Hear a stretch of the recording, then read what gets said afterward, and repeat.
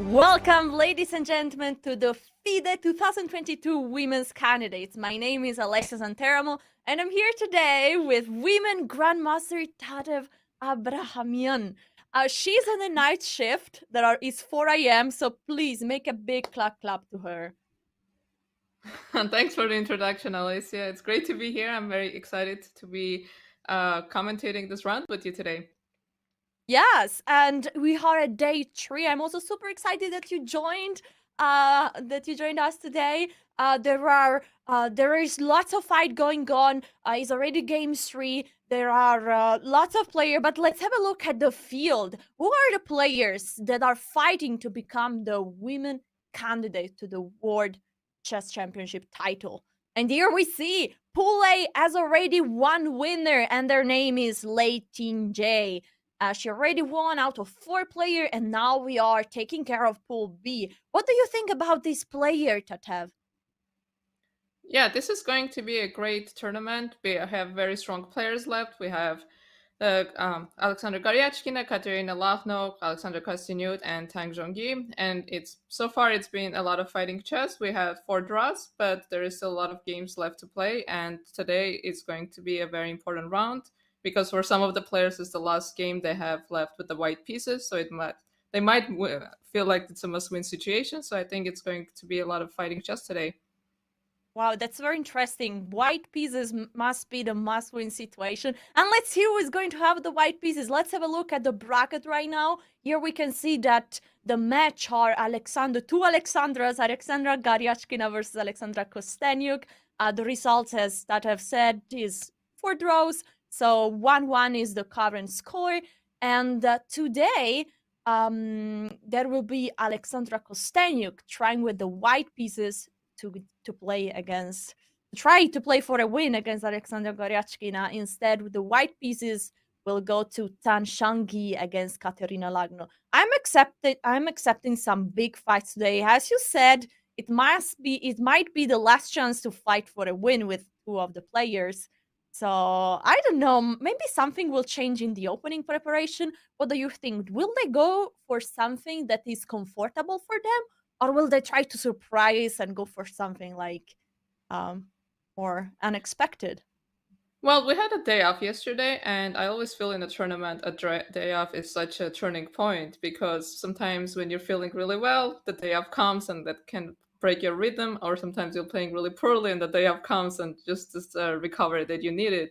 So we did see some opening surprises, so it's possible that this day off was very critical for those who were surprised in the opening to work to their opening not problems, but the surprises, try to predict their opponent's opening and patch up some things. Because when your opponent surprises you, usually there's a reason, right? They maybe see you have a problem, or maybe they prepared something specific for you. So day off is a good time to look into that and see what your opponent is coming after. But let's take a look at the prize fund. We have $250,000 total prize fund, with the winner, the champion, taking home $60,000 and the runner-up taking $50,000. So there's a lot of money on the line, and we know that to be a professional chess player, this is very crucial to make this kind of income to be able to train and continue playing in tournaments. Yes, that's an amazing prize found. We were already speculating last few days that Anamaya and me wanted to organize a match with the same prize found here on Twitch. Do you think is something possible? Well, in the US, we've been a bit spoiled this past 10 years or something. We had some high prize funds in the US Women's Championship. So the first place this year was $40,000. So I think it is possible to have high prize funds in women's tournaments. That's amazing. That's amazing. So let's have a look at the match format so we can focus on the 4 games that we are going to have today. As you know, according we have already had 2 days. So we are today at day 3 of the quarterfinals. It's an 8-player single elimination bracket knockout. Winner plays Wenjun, the current world champion. Each match is of 4 games. The first 2.5 points wins the match. The time control is classical chess, so it's something that we didn't hear too much in the last few years. Time is 90 minutes plus 30 seconds of increment after each move. And at move 40, this is absolutely important. You get extra 30 minutes to take over the last segment of the game. So this is very important. Do you like classical chess? Are you a big fan of classical chess, or are you more into the rapid quick chess? That's a good question. I haven't played too many rapid tournaments because there are not that many in the US. We have mostly classical tournaments. Uh, I played in the. We had this new tournament this year, the American Cup. So it was you start with classical, and then it was a double elimination, which was fun. And then once you get eliminated, you go into the elimination group, and then you play rapid, which was a lot of fun. So I think the rapid chess maybe might be coming the future of chess, but I do enjoy classical chess. And I have to say, game 90 plus Mhm. 30 is kind of fast paced. I know it doesn't sound like it, but once you take like two deep things, you're really starting to get low on time. Yeah, I feel a lot that rapid chess can become the future of chess. But for today, we have classical chess. And look at the camera, live feeds of the players. It's the second time that Tan Zhongyi is arriving at the board just really 1 minute before the start. Instead, all the other players are already there. And I saw also that on the board between the two Alexandras, there were some guests. I didn't get a chance to recognize them. I don't know if anybody of the chat or if you Totev had a chance to recognize them, but they were making a move. And I saw that Alexandra was like d4, knight f6, and the both Alexandra looked very disgusted about this opening choice. What do you think? Will they repeat d4, knight f6, or will we see something else? Usually the guests are like either local politicians or maybe sports people, but I also didn't catch it. It's also very unusual when you make two moves. Usually they make the ceremonial move for white, and then white. Usually you make the ceremonial move right before the game starts, and then the player is like, yeah, this is where I'm going to play. Or they're like, no, I'm not playing this. So it was very unusual that they made the moves for both players. But I Yeah, don't there were expect. two guests, so maybe that's the reason Mm, they wanted to make each one of them make a move. But I don't expect Kosteniuk to start with 1d4. She's mainly an e4 player, and I expect her to stick to e4, but I'm not sure what Goryachkina is going to play at move 1. Because I was looking at her recent games, and it looks like she switched to 1e5, but she played the French before, and she's a very versatile player. Yeah, So I've it's seen her playing lots of French in the title Tuesday, and here we have e4 on the board. And now the question is, as you said, e4 happened, and now the question: which first move is Alexandra Goryachkina going to pick? I bet on e5, but I saw yeah, also she's played that's a some. safe bet. Yeah, that's a good bet. Yeah, I like to take risk. Last few days, I said at one point I was saying, okay, never f3. F3 will never happen in this position. Weakens the king just too much. And just Katerina Lagno played f3 on the spot, and it was funny. But we see that Kosteniuk switched. She's playing the Italian this time. In the first game, she played the Spanish, so she decided to switch things up this time around. Maybe. I mean, E45 is an opening we're not going to crack in this tournament or in the next tournament. It's the most solid opening. Everyone is playing it. We see it on every level being played in every high level tournament. So this is the most solid option. So I can see why Goryachkina would choose it. It's not a must-win situation for her, and it's not like Kosteniuk is going to refute, E45. So I think she just didn't want to play the Spanish this time. Yeah, and Alexandra Kosteniuk has a course on chess.com about Italian. She did it very recent, so if our chat wants to check it out, I think she made exactly about what is going on here on the board. So bishop c4 and bishop c5, because at that moment, black has the option to go also with the knight on f6. So this leads to a completely different type of openings, because white has the chance to go for the fried lever, going with the knight on g5, attacking the point on f7, which leads to very complex position. But I'm sure she has done a course on this on chess.com, so maybe our viewers can check it out if they are interested in the Italian game, which is one of the most old openings. Now, E45 is very classical, played so much time, so many times. And before was used to play C3 D4, so going for a very direct attack to the center. Instead, now in the most modern theory, they switch to the move D3. That is a bit more a solid approach, no? Yeah, we get closer position with d3. I'm wondering if actually she will go d4. There's some sharp lines there, but the thing about the Italian, there's so many move orders and there's so many setups that I think I feel like no one even knows what these move orders and the setups are because they're so confusing and so complicated. Because black can just put a pawn on a5, put a pawn on a6, the bishop slides to a7, the bishop stays on c5. There's just so many options. But I cannot make out. Wait, I don't think she played c3. I think she played d3, knight Yeah, c3. she played d3 and knight c3, so we are actually having a gioco piano. It's like how I started playing chess. I was playing like gioco piano all the time with white, with black. So it's like all my childhood have memories, you know? I think this is everyone's first opening, right? Because you develop your pieces and then you castle, and this is what you're supposed to do in the opening. You're not trying to win the game. But what she's doing actually is quite unusual because she played d3 and knight c3, and in the Italian, we don't normally see the knight going to c3. Usually the pawn goes to c3, which gives white the option to play d4 at some point and fight for the center. So I'm wondering, so obviously she's prepared something, she has some idea in mind. So I'm wondering if your idea is to go some kind of bishop g5, knight d5, maybe castle queenside, or just go knight d5 immediately. This is some kind of a mixture of maybe Spanish lines, because sometimes in the Spanish we see the knight going in the to c3, but this is a very unusual setup. Yeah, I liked it that you mentioned the idea with bishop g5, queen d2, and long castle, because it's something that I was so in love with this plan. I mean, I won so many games because one thing that I've learned very in a very early stage is that when there are opposite side castling, you need to just push your pawn and attack the opponent king. And it was kind of an easy plan for me, but it's not an obvious plan.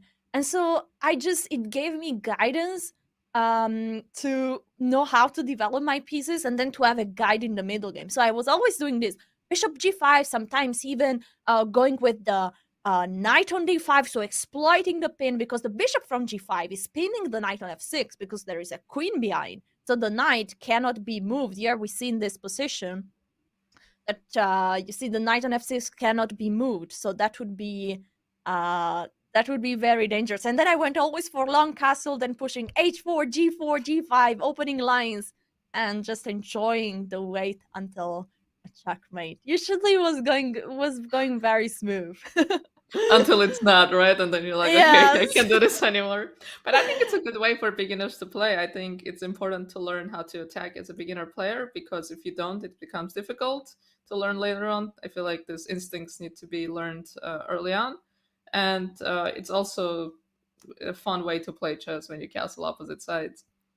Absolutely. I was really having lots of fun. And here we have right now the current position on the board. So we can show shortly like some idea if castle bishop g5, and now this knight is pinned. So this is what we were talking about. So there are some ideas with knight d5. Oh, sorry, knight d5. I was really enjoying my time in this opening. But let's talk about how can this game move on? What are like the possible scenario? Will white really, because mostly long castle is also a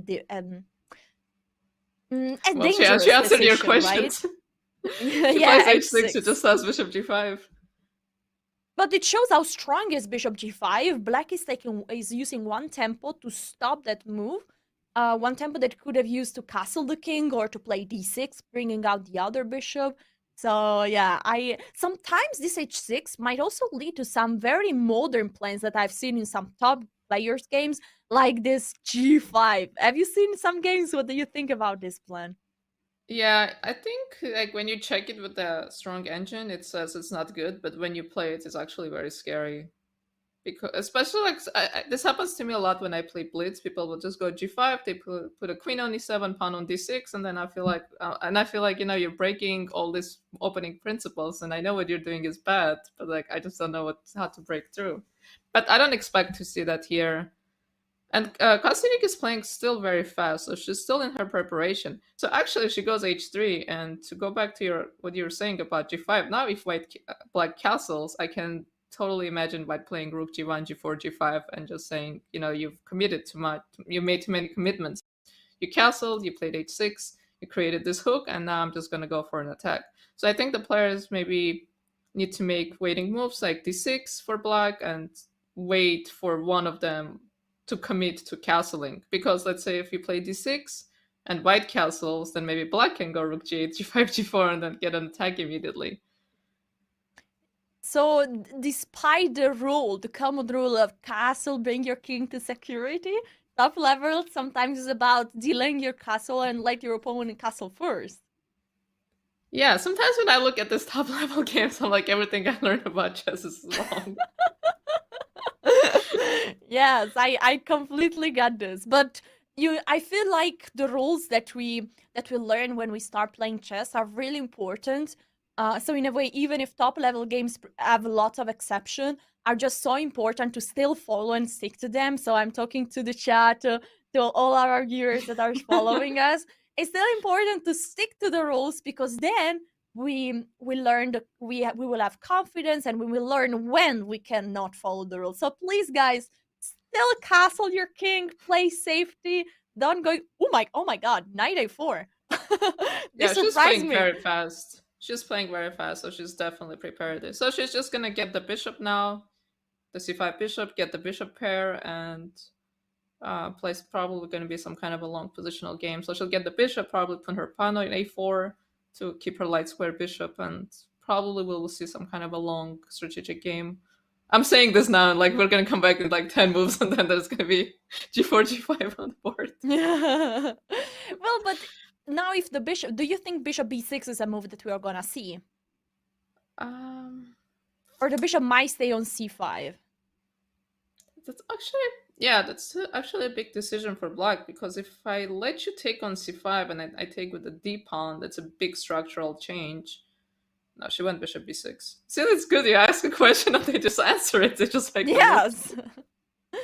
Yeah, I think maybe that's a bit too much of a commitment to let those double pawns be. So I think this may be a safer option to slide the bishop back to b6, because knight b6, a takes b6 is structurally a bit nicer for black. But okay, white maybe can claim they achieve something. She gets the bishop pair, or at least she gets a dark square bishop, and then maybe this is, the achievement of the opening in this particular case, to get the dark square bishop so quickly. It's interesting that white is not taking immediately on b6. White played the move a3. And my question was, like, can black do the same? Just play knight a5 and try to get also the bishop. But Alexandra replied to the question, playing the move a3, so giving the square on a2 for the bishop. So now the other question that comes into my mind is, like, how is black challenging the bishop pair? So will black try to play a move like bishop e6 at some point? And how is after bishop take e6, pawn take e6, knight take b6, pawn take e6? How do you think? This is something that might happen at one point. What do you think about those double pawns? Are they weak? What are the pros, the cons? And yeah, what's your feeling about this? Well, the pros for black, I have to think pro and con, which one is the good, which one is the bad. So the pro for black, they get the f file. And then there's some ideas like we can castle king side, and then you can put a queen on e8, and then knight on h5, and start sliding your pieces to the king side. But at the same time, white can maybe challenge with d4, and well, white has the bishop pair, so it will really really be beneficial for white to open the position, because the bishop will become very strong. But the black structure, I think, is still pretty solid, even with the double pawns, because of this pawn chain, this b6, c7, d6, c5. So white does have a dark square bishop, but all of the pawns are in dark squares, which really limits the bishop. So I'm not sure this is such a significant development. It's actually funny, because black will exchange both of her bishops, and both of them will lead to double pawns, like b7, b6, and e6, e5.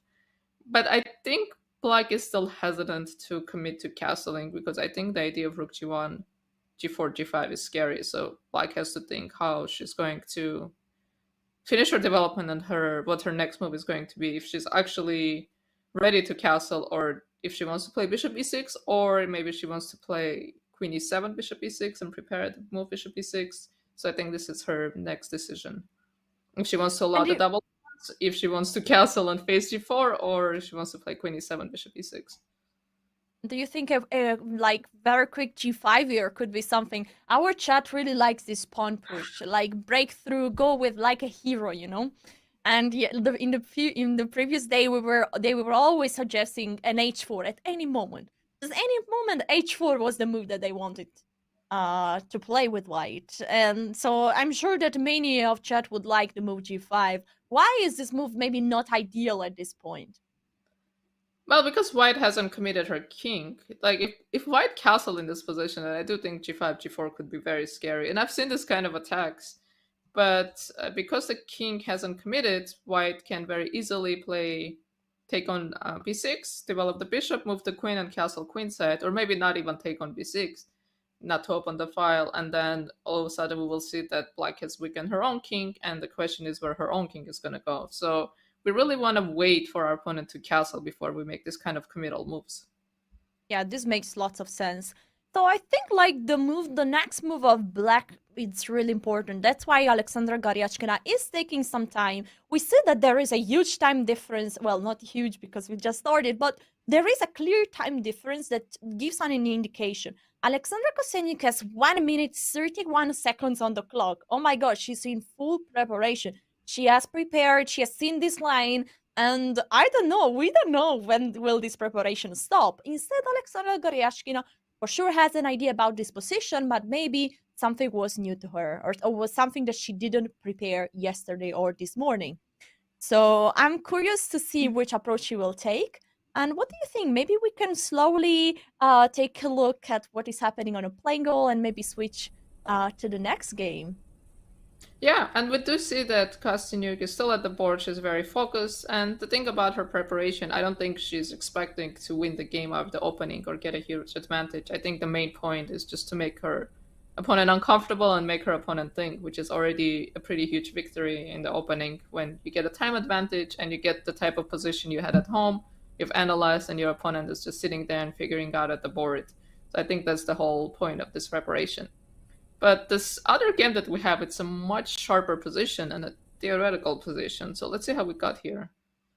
Yeah, this is a very interesting position one more time. I was checking Katerina Lagno database and I saw that she's played really lots of time the Grunfeld setup. So with G6, also in many speed event, also for chess.com, Women's Speed Chess Championship.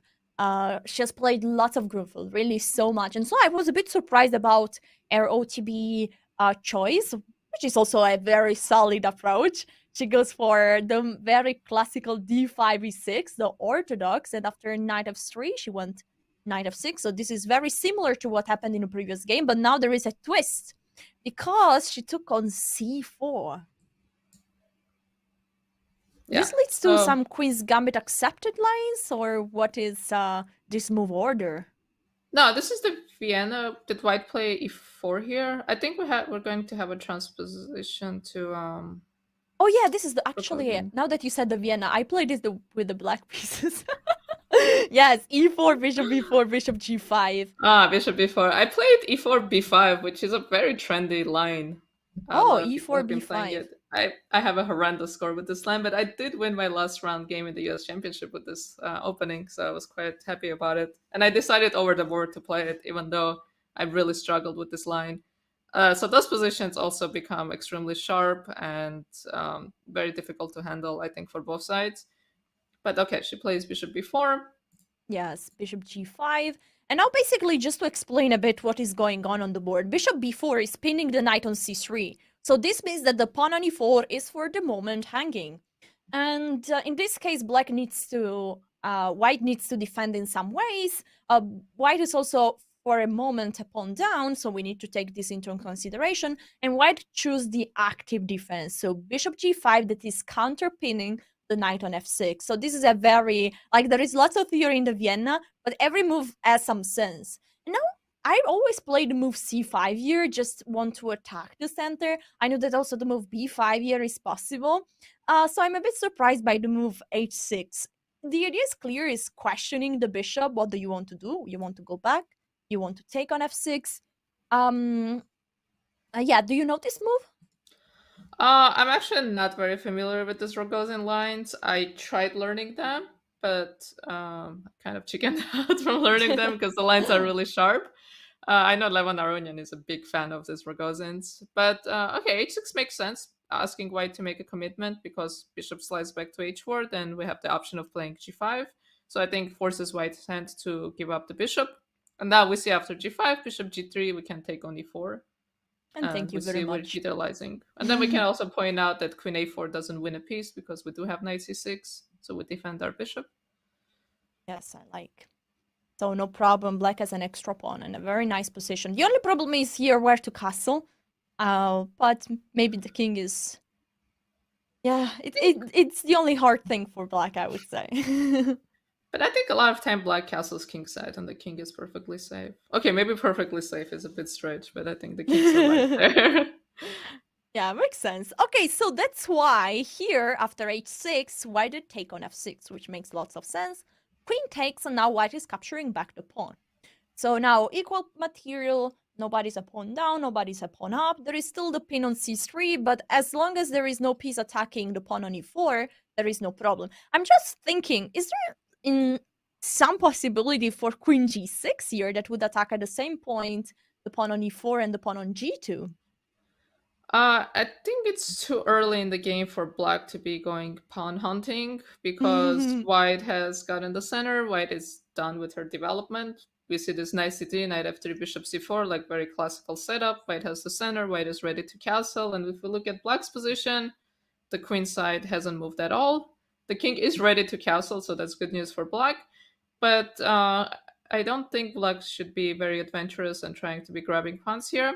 I think the black's main issue here is challenging white center because we don't want to allow our opponents to have just e4, d4, just unchallenged center. And also long term to figure out what's going to happen to this c8 bishop because we see the bishop is blocked by the e pawn.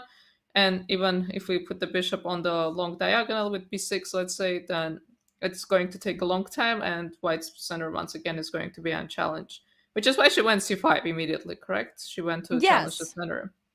she went for it, and after castle, short castle, we have c take d4. So at least one pawn in the center has been exchanged. And now the move that is a bit surprising because mostly you consider, okay, opponent took, I want to take back, and here white had the option to take with the queen or with the knight, but probably white didn't want to that black could damage the pawn structure, so went with knight b5. The idea is that bishop takes c3 is not possible. Now there is a huge threat of knight c7, of course, would win a rook on a8. And the knight can take back on d4, or the other knight can take back on d4. I see also the chance of e5 that could be possible just to fix the pawn on e6. I have the feeling this position looks at this very, very inspiring for white to play on. Yeah, this looks like a theoretical position, and I'm actually curious how did Zhongyi predict this because she's playing faster than her opponent. I mean, she did spend some time, so I wonder what the opening preparation behind this was, or maybe, yeah, maybe it's just to main of a line and she just assumed her opponent would play this. But now Black has to answer some questions, mainly how to stop knight c7 because knight c7 is not the check that is threat. Knight c7 just traps the rook. And you mentioned this e5 move, so something like bishop a5 would be a problem because then we can play e5 and then knight d6 check, or you immediately even knight d6 check, and then huge problems for black. So black has to cover the c7 square, but this position looks a bit dangerous for black because, like, if we try to break down the position, so white again developed, castled, but black does have the bishop pair, and black temporarily up a pawn. This, of course, this extra pawn is going to last just one move. So black's main thing is if black is able to successfully finish their development, then they're just gonna have the bishop pair in an like pretty open position, so they'll be very happy. So I think black's next move has to be queen e7 to stop knight c7. I don't see any other moves that stop this. Yeah, because the problem is that maybe the natural move could be also knight a6, but maybe there is the other plan with e5 possible. Why is knight a6 not so good in this position? I think if you put a knight on a6, your knight might just get stuck here. Your knight's square at c6, so ideally you do want to develop your knight to c6. And also I'm not sure the queen on f6 is like wants to be there. And this is a difficult thing in chess. Sometimes we make a move and then you have to realize like, okay, my piece did its purpose on this move, and now it doesn't need to be there anymore, so I have to move it. So I think sliding the queen back would make more sense, also to avoid this e5 move in the future, as you mentioned. So I think queen e7 is probably more of a logical move. So knight can go to c6. So the position is very dynamic because white is ahead in development. So there's several kinds of advantages in chess, right? So if you're up a piece, then it's a long-term advantage because 10 moves later, hopefully, you'll still be up a piece. But if you're only ahead in development, that's very temporary because your opponent can catch up very quickly. So you do have to do something very quickly to prove your advantage. So it's a very dynamic position. So white does have to do something to really prove that, take advantage of their lead in development. That's very true. Leads in development at one point will expire, and so you need to. It's like a fresh food. You have to eat it fast. You cannot let it expire. I like that. So queen e7, and now let's try to put this move on the board. I want to see how can white put more pressure, because you said it perfectly. If black is able to bring out the pieces, it's not so easy to see how exactly, because probably it needs b6, bishop b7 needs to be done. But it's a bit slow, needs some tempo, knight c6, something like this, I can imagine. But what is white like doing in order to put more pressure and avoid that these moves are coming out just in a too easy way? Are they going to take on d4 with the queen attacking g7? Or what could be a follow-up? Let's try to imagine how this game could go on. Yeah, I think we should take on d4 with the queen. Then black will have to castle. Yeah. And then but now that the queen is on d4, knight c6 might be a move incoming. I'm just wondering, the bishop on b4 is a bit like, well, it's protected by the queen, so it shouldn't be any tactical problem right now. But this position looks optically like good for white because all the pieces are out instead. Do you know a bit Twitch emoticons, Datev? Not too much. So there is an emoticon called Resident Slippers that is like with the face like this. And I like to call these pieces that are undeveloped Resident Slippers because they are just slipping on their starting squares. So that this is code, Twitch chat code. Okay. No, I didn't know that. No, but I think this development I think these pieces are gonna wake up quickly, right? But yeah, maybe that's again, true. white can go like e5 and queen g4, queen e4, bishop d3, try to build some kind of attack. White could really use a dark square bishop in this position. Because imagine if I go e5, queen g4, and I had a dark square bishop, I'm attacking h6 immediately. Yeah, That'd be oh really my annoying. god. And I have somebody in chat, I'm reading a bit, that they are challenging me because I'm a huge fan of the bishop pair. I love to attack, and the bishop pair helps you so much in open position. And so, they are saying that I'm taking the side, I'm not preferring the side with the bishop pair, so it's strange. But, I mean, thank you for saying that. This position will be so much better for white with the bishop pair, with the dark square bishop. Just so much easier to attack with that dark square bishop.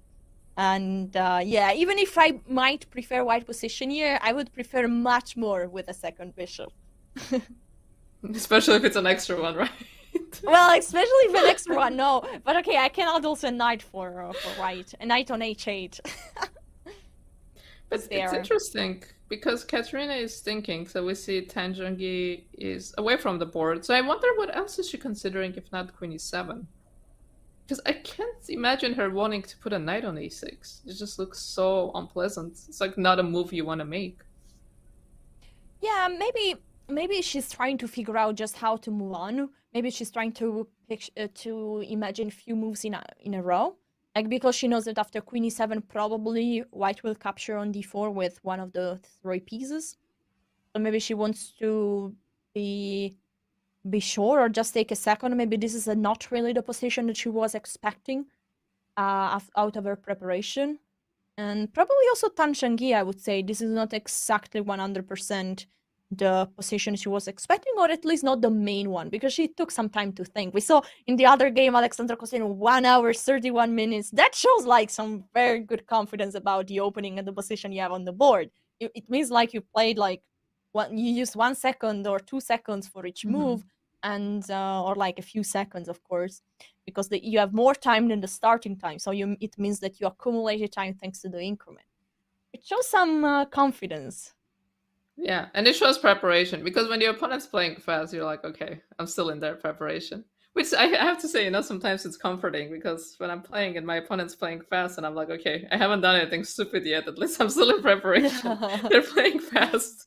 I mean, it's unpleasant because it's their, it's like they've done the work and you have to figure it out. But at least you're like, okay, at least that I haven't done anything stupid. And then they start to think, and then all of a sudden you get this panic. You're like, oh no, did I make a mistake? What's my opponent thinking?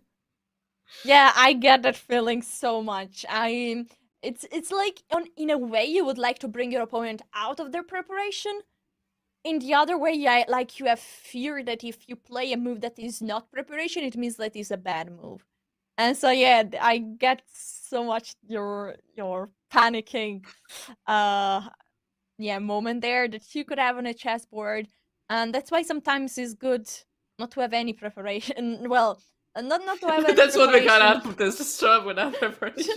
just don't. You need to not to get influenced by these things, and just try to play your best chess, because there is also another problem sometimes that it happened to me about opening preparation, is that I have something prepared, and then my opponent either changes something small, or I don't remember exactly. And at that moment, like, I want so much to remember or so much to get back to my preparation that I'm not objective anymore, but I just try to reconstruct what I had prepared, and then like big blunders or big problems happens. So it's like double edge about how much you know sometimes, but of course, better to be prepared rather than not being. Actually, I had really good advice from one of my coaches, and he told me like when you're playing and you kind of feel like you forget your preparation and you're out of your preparation, you're half remembering, just like forget everything and just try to figure out over the board. Because when you're sort of remembering, that's even more dangerous than you just trying to figure it out at the board. Because then you're kind of start to convince yourself, you're like, oh yeah, that looks familiar, and or maybe you've seen this position in like or whatever you want to play, you've seen this in like a different version of it, but then because you want to remember your preparation or you want to find the correct move, you kind of start to half remembering it, and then it just becomes a disaster. So if you're in the situation when you're not sure, I think it just I think this was like really good advice for me because I don't remember my openings well, to just like try to figure it out at the board. Yeah, that's actually a very precious advice. Then the second step is about actual following it, because it's still very hard for me. I'm really struggling because I want so much. I've been studying so much. I want to go back to my prep. But yeah, it's a very good advice. Just play with the red, play objective, try to forget everything. But in some ways, even if I try to do that, I'm influenced. So I find it just very hard. But yes, This maybe is some other hard. players don't. Yeah, but okay, in this position, I think it's more concrete, so Black has to be a bit more careful. But I think, as general advice, especially to low-rated players or more beginner players, is you kind of have to try to understand your structures and why you make the moves that you do. So when your opponent strays from your main line, you still know what to do, so you're not, completely panicking. Yeah, I agree. This is very important. And Todd, we were talking like behind the scenes before the show was starting, that you have faced in OTB most of the players, like. So maybe you can say something when you've played them, some insights, how they are in real life. I don't know. I actually played Kosteniuk several times, probably the player I played the most. And maybe we can actually go back to that game because a lot of things that we predicted has happened in that game. I played Absolutely. her. I played her in a World Championship, which it's like the World Cup, but at the time it was called the World Championship, so it was a knockout format. Which Kosteniuk has actually won twice. She won it when it was a World Championship, and that's how she became a World Champion. and then she also won it when it became a World Cup. She won it last year in Sochi. So she knocked me out. I want to say in 2013.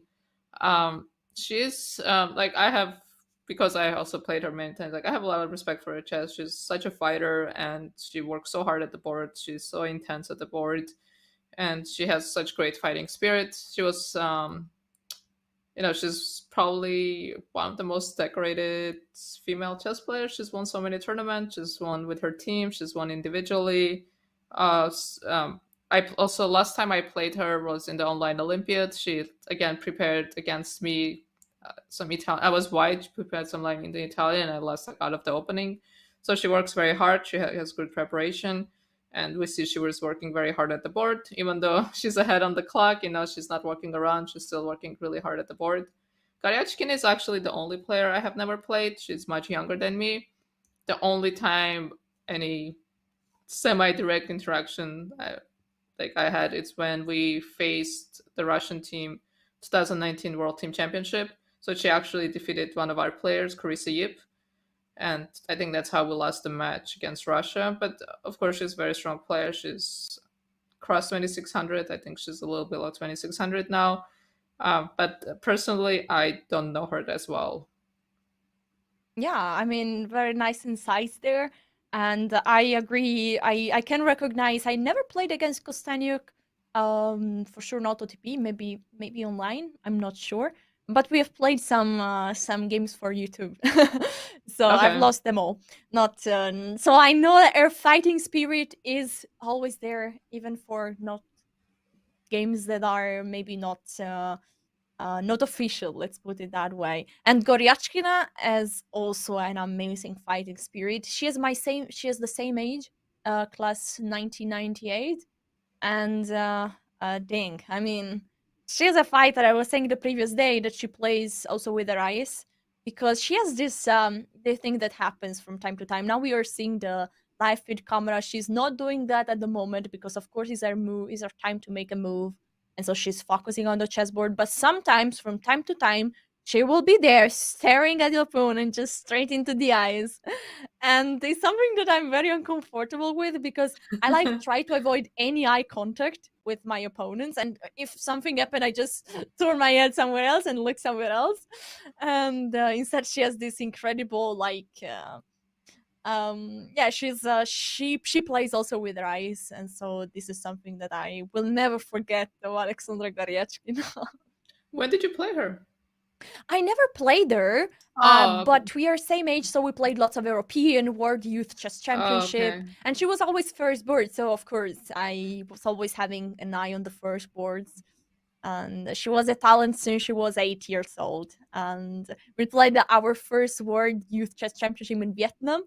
We were under 10, and she won it. And I won it. I won the first place also, but on the other direction. And yeah, so no, not really the other direction. I'm kidding, but I was more towards the other direction.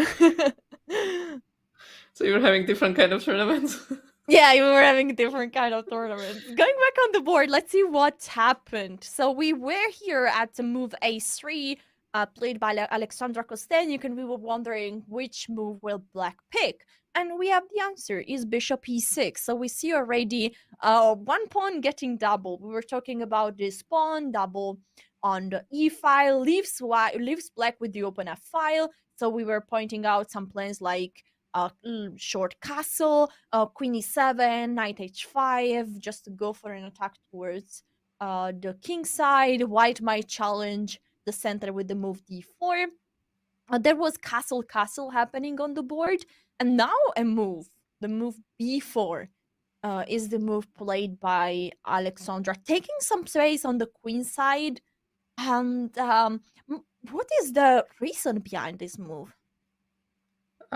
So like you said, so taking some space on the queen side, it's also, I was about to say non-committal moves, but like all pawn moves are pretty committal. But we see that white hasn't taken on b6 yet, so because that bishop is hers, so that bishop is not going anywhere. She can take it anytime she wants, so there is no rush. I don't think she's gonna challenge that bishop with c4, so I think she's just grabbing some space. I don't think the white bishop wants to go to b2 because then the black knight going to h5 and f4 can be annoying. So I think it's just so far it's just grabbing some space. I don't think there is some specific idea behind it yet. But let's think about what white will do.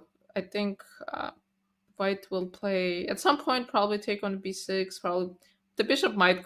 Maybe the idea is to go bishop b2, like take on b6, bishop b2, d4, and challenge the center and challenge the c5 pawn. Or maybe Yeah, at this some can point she wants be. to play c4. I don't know.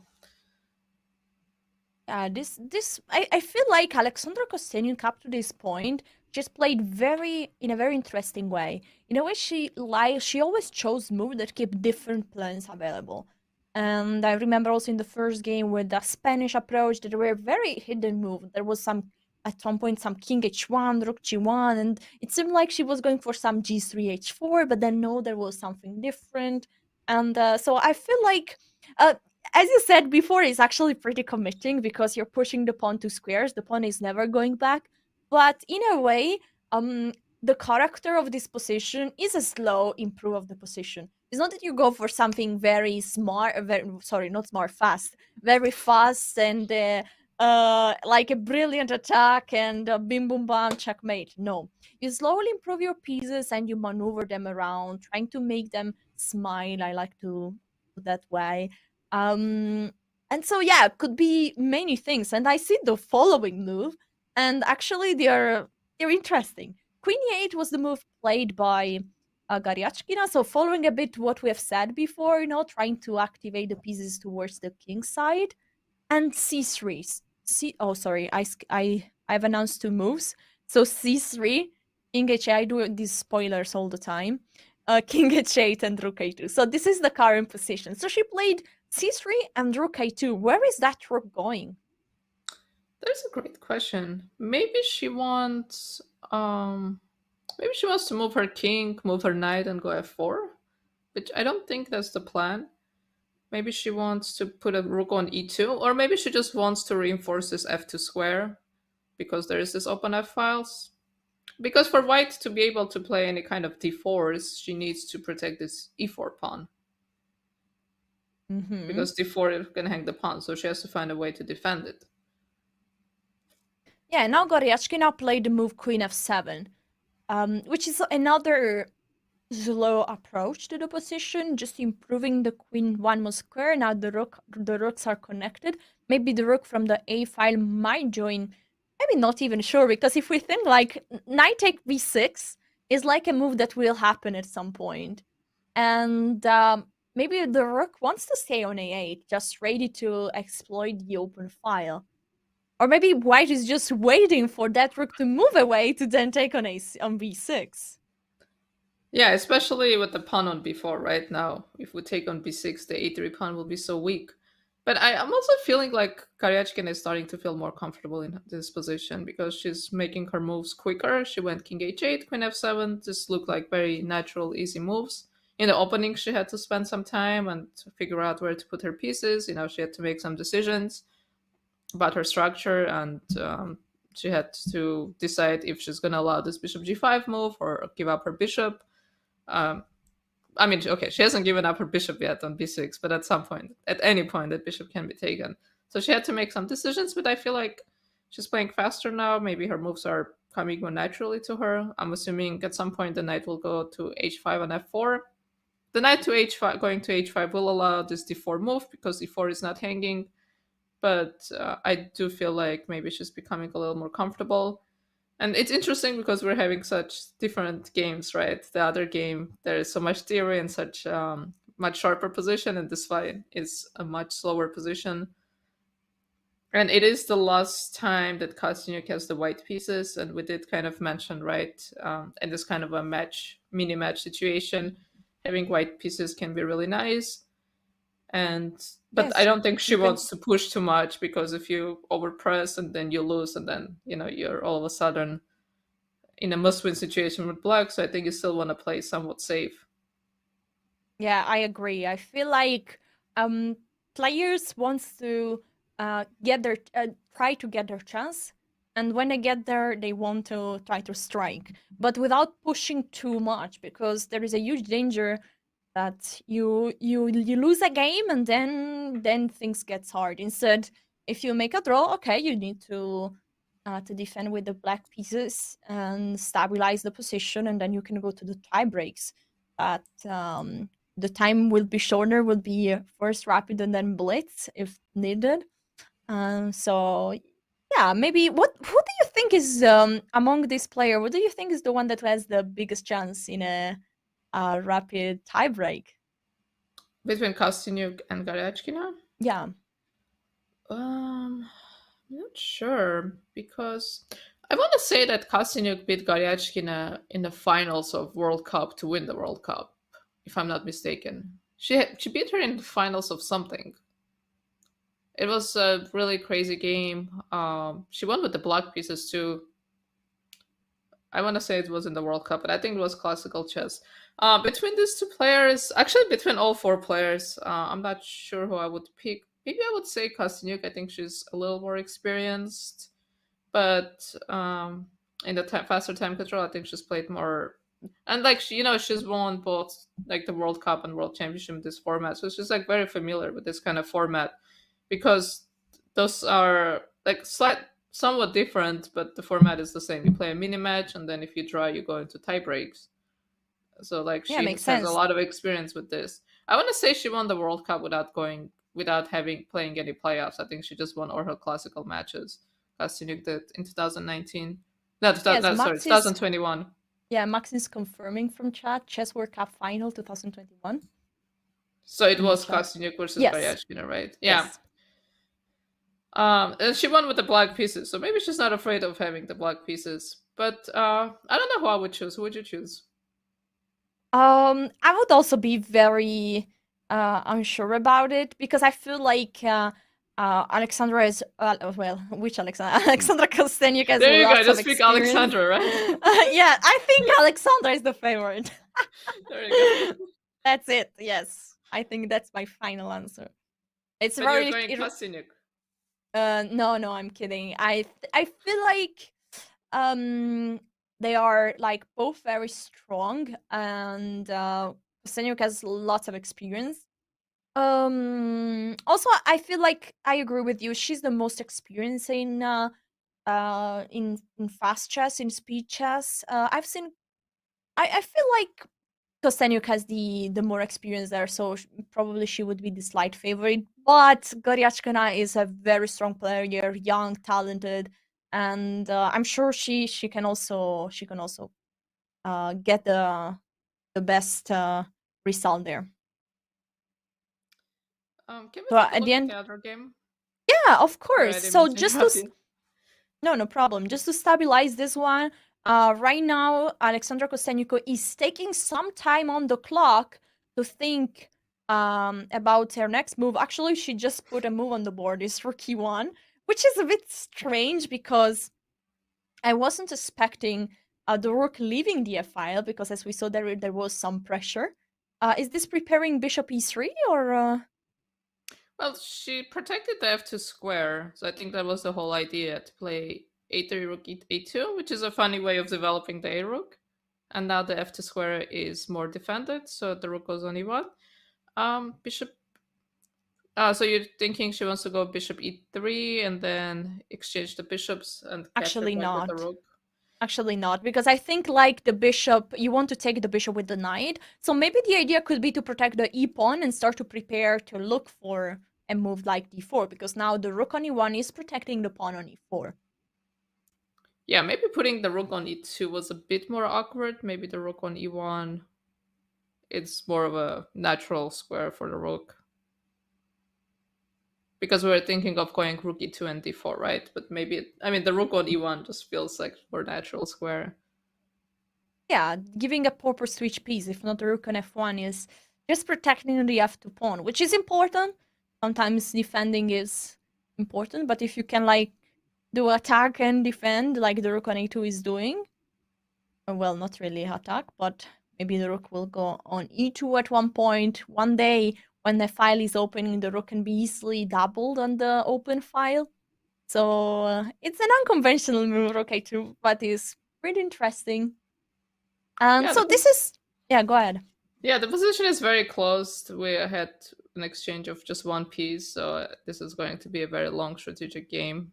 So I think like moves like rook e1, rook a2, like normal kind of moves in this type of positions.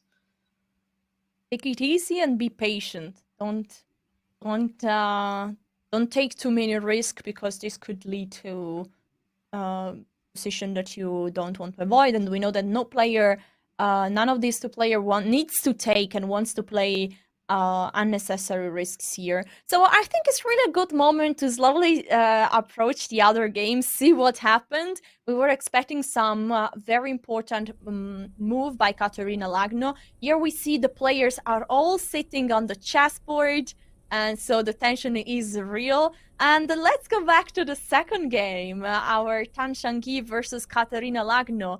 And the surprise, the move that is played is queen d8. The queen went all the way back home to the starting square. And I think this is the current position on the board. Yes. And also we see the time control. Tan Zhongyi started to use some time on the clock.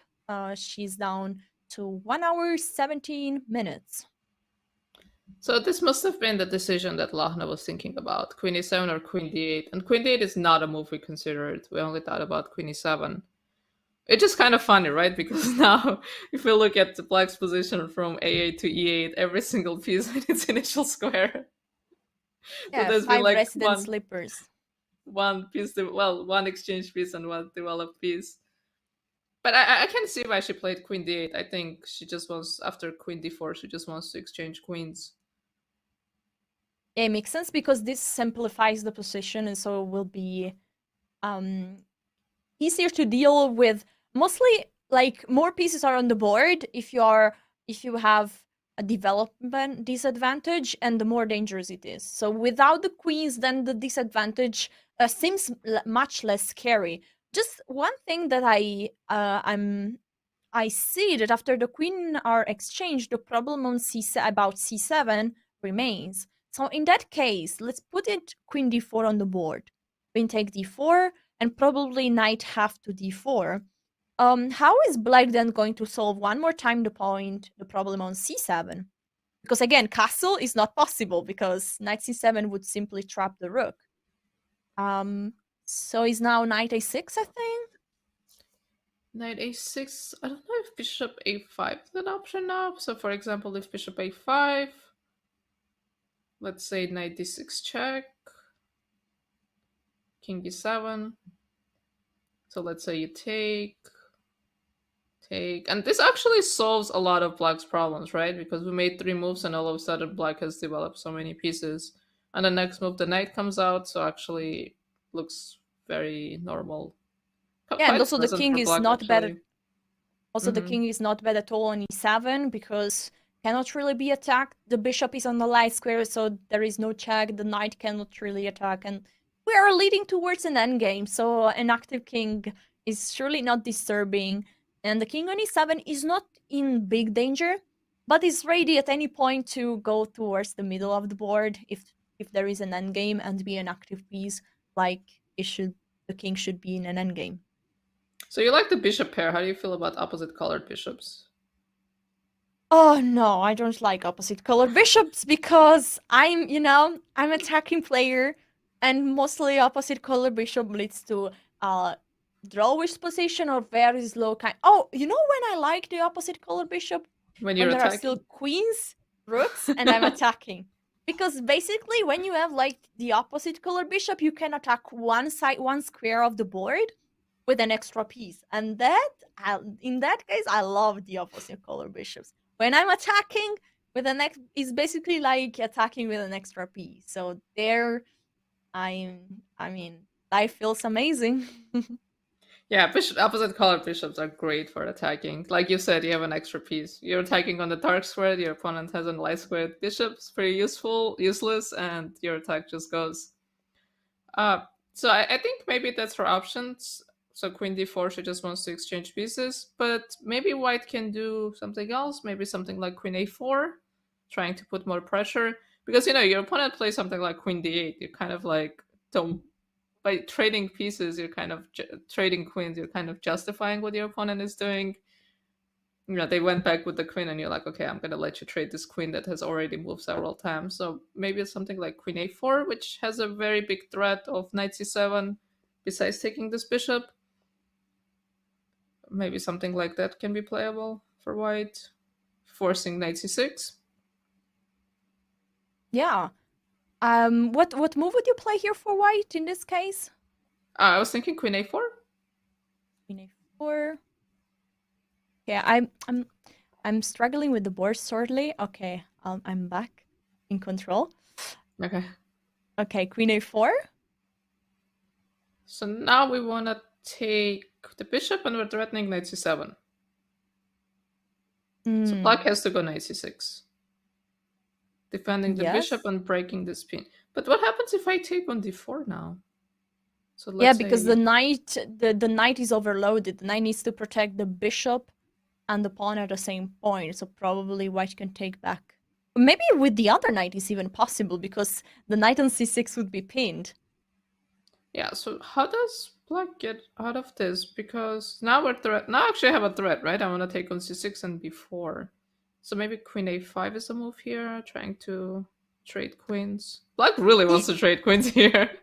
You know what, Tatev? I think this is a very good moment to take a short to take some time. I want to have a look at what is happening in the playing goal. I see that right now Katerina Lagno is standing, is just not at the board, is standing up, and it means like she's confident about the current position. And I want to do a very big shout out to what is happening on chess.com during these Christmas holidays, because is there a chess player in your life who would love to a premium or who would love a premium membership to chess.com? Do you have a holidays party tonight but you totally forgot to buy a present?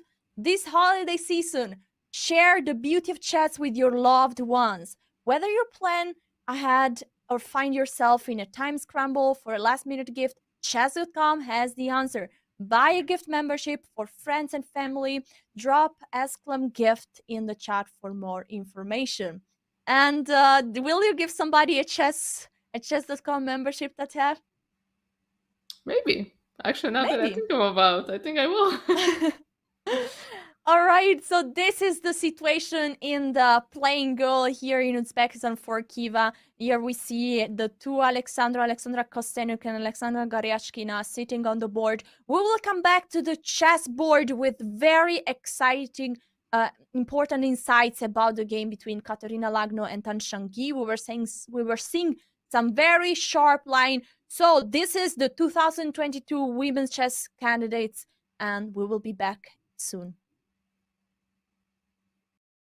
Check out Chess.com's newest mobile release for Android and iOS, now with Game Review. Game Review is a fast, fun, and instructive guided review of your games. See your accuracy and your opponent's accuracy. Check out the eval graph for an instant overview and scroll down to see how many great moves, best moves, blunders, and yes, brilliancies you have played. Learn from Chess.com's coach who gives move explanations, opening statistics, and shows you the best lines of play. Use retry mistakes to get another shot at finding missed opportunities. Game Review is available today on both Android and iOS. Download our app and try it yourself.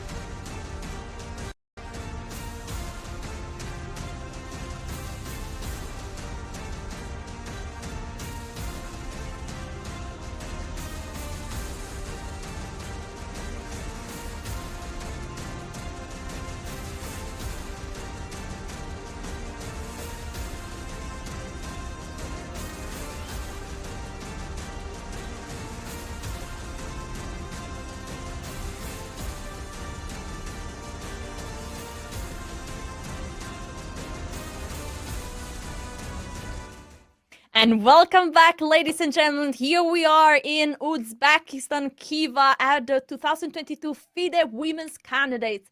Look at the live feeds camera on the board. We can see all the players sitting right now, and this means that the tension is real. I am Alessia Santeramo, Women FIDE Master from Italy, and I'm today with the Women Grandmaster Tadev Abrahamian.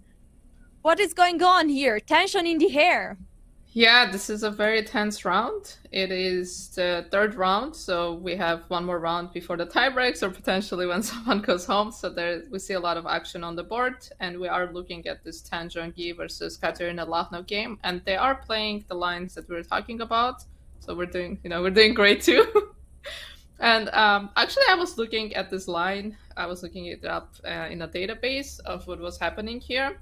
And like she did play this Queen A4 move, which is a move we were talking about. And I was actually looking up the opening, and we did in this position that we're talking about Queen D8 versus Queen E7. And there's actually something that we didn't consider because we're talking about Queen E7.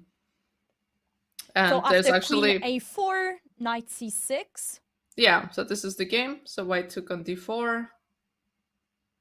And this is what we're talking about. And we're considering Queen A5 here, because we really wanted to trade queens here with the black pieces. But black does really have a problem. Let's gently picture the problem. Like there is a knight picture, there is a knight pinned on c6, and this means that there is a huge threat because the knight on c6 is the only piece protecting the bishop on b4. This means that white, if black just pass a move, white will take on c6, and then the bishop on b4 is like hanging, goodbye. So we need to take some black needs to defend this in some ways. So the Queen A5 move is very logical, protecting with the queen, the bishop, trying to simplify the position. That's a very good suggestion there, Tatev. And what is another option for black? So black has to make a move that defends both the knight and the bishop. So the other option would be Queen b6, I think. I don't see any other move because this knight c6. Also, when I take on c6, I'm attacking your queen. So it's just everything hangs. So black really has to find ways to defend everyone. So I think either Queen b6 or Queen b5, Queen a5. So this, I don't see any other option for black. So I don't know which route she will go. It's also possible there might be some tactical problems with one of these moves that we haven't spotted yet. Do we want to try to put Queen A5 on the board and see what could white play next? Because of course now the queen are like facing each other, and it's decision time for white. Do you trade? Do you want to maybe go back? Try to keep more tension? Because you mentioned before that at some point there could be also some ideas of like going back with the queen on c2, for example, maybe build a battery with the bishop, play e5, and maybe try something on the light square. And do you feel like white should exchange the queens or should try to keep them? Well, I said the evaluation bar go up, so I know there's something here at least. And it's such a Yes. big clue, you know? Just getting this clue that there's something in a position helps you so much. So maybe bishop b5 is an option here. Just to keep this pressure going. So we are attacking c6 one more time. And like a move like bishop d7 that is just trying to protect, would this be horrible? Because there could be like rook c1, rook d1, at some point trade on c6, and then knight e5. Also, just the move a3 might just leave black in an uncomfortable position. Well, maybe so many options. Maybe knight c6. Maybe she wants something like this. Let's say I take on c6. Wait, if you take with the b pawn. Okay, but let's try this. Let's just trade queens, for example. So queen a4, just to show this. Let's say black takes on c6. Probably have to take with the bishop. Yeah. So we trade.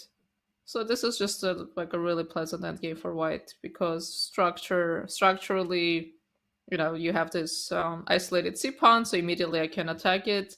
It's kind of awkward to defend it. Black is not castled. We did talk about in the other position that in the endgame the king can go to e7, but black is a tempo behind. Like we really want your king to be on e7 so your other rook can join the game. So this position can be very uncomfortable. And you do have a bishop, but unfortunately your bishop is a bit awkward. It can get kicked around very easily, and black has this big issue of defending this c6 pawn. Yeah, this would be probably a game where really white could play for a win, because once that pawn is falling, then you can create a pass pawn on the queen side thanks to your majority A and B pawn, and so white would be the one definitely playing for a win. Of course, it would be still a very long fight, but very interesting inside there. Let's go back to the current position. So after knight B takes d4, queen a5, and we were considering bishop b5. I felt like the natural bishop d7 was the only move, but let's try to see one more time this position. Is there anything else, or is this like this move must be played? I think maybe bishop d7, and after knight c6, maybe we can take back immediately with the pawn. And the point being, now you cannot take on c6, which looks very appealing because looks like we're winning a pawn. But after bishop c6, I don't have to take on c6. I had Oh, so sorry. this loses. Yeah, so that loses, which is what white would want to go for. But we can take on a4, and we see the bishop from d7 actually defends. Uh-oh. Very unfortunate, yeah, this would right? be tactical problems. So in that position, as we're saying, queen a5, bishop b5, bishop d7. And it's actually, this might be important because after take on c6, pawn takes. So now white is forced to take on a5. The bishop on b5 cannot move. So we trade queens. And this actually might be an important tempo for black because now this bishop has to move. So compared to the other position, there's no immediate knight e5. There is no direct attack on c6. So I think maybe this is like a very important tempo. And let's say the bishop moves to a4, something like that. And then that we can go king e7. And maybe we can play quickly rook hc8, put a bishop on e8 or something. Looks a bit ugly, but we're defending everyone. And now we have the bishop pair. Long-term advantage. Yeah. Well, the bishop on d7 is a bit sad right now because it's just defending. But long term, one day, if you manage to play like c5, c4, c3, trade the pawns, then I will pick white. Then I will pick black because of the bishop here. But we are very far away, and I feel like at one point white can try to avoid that the c pawn is traded for the b pawn.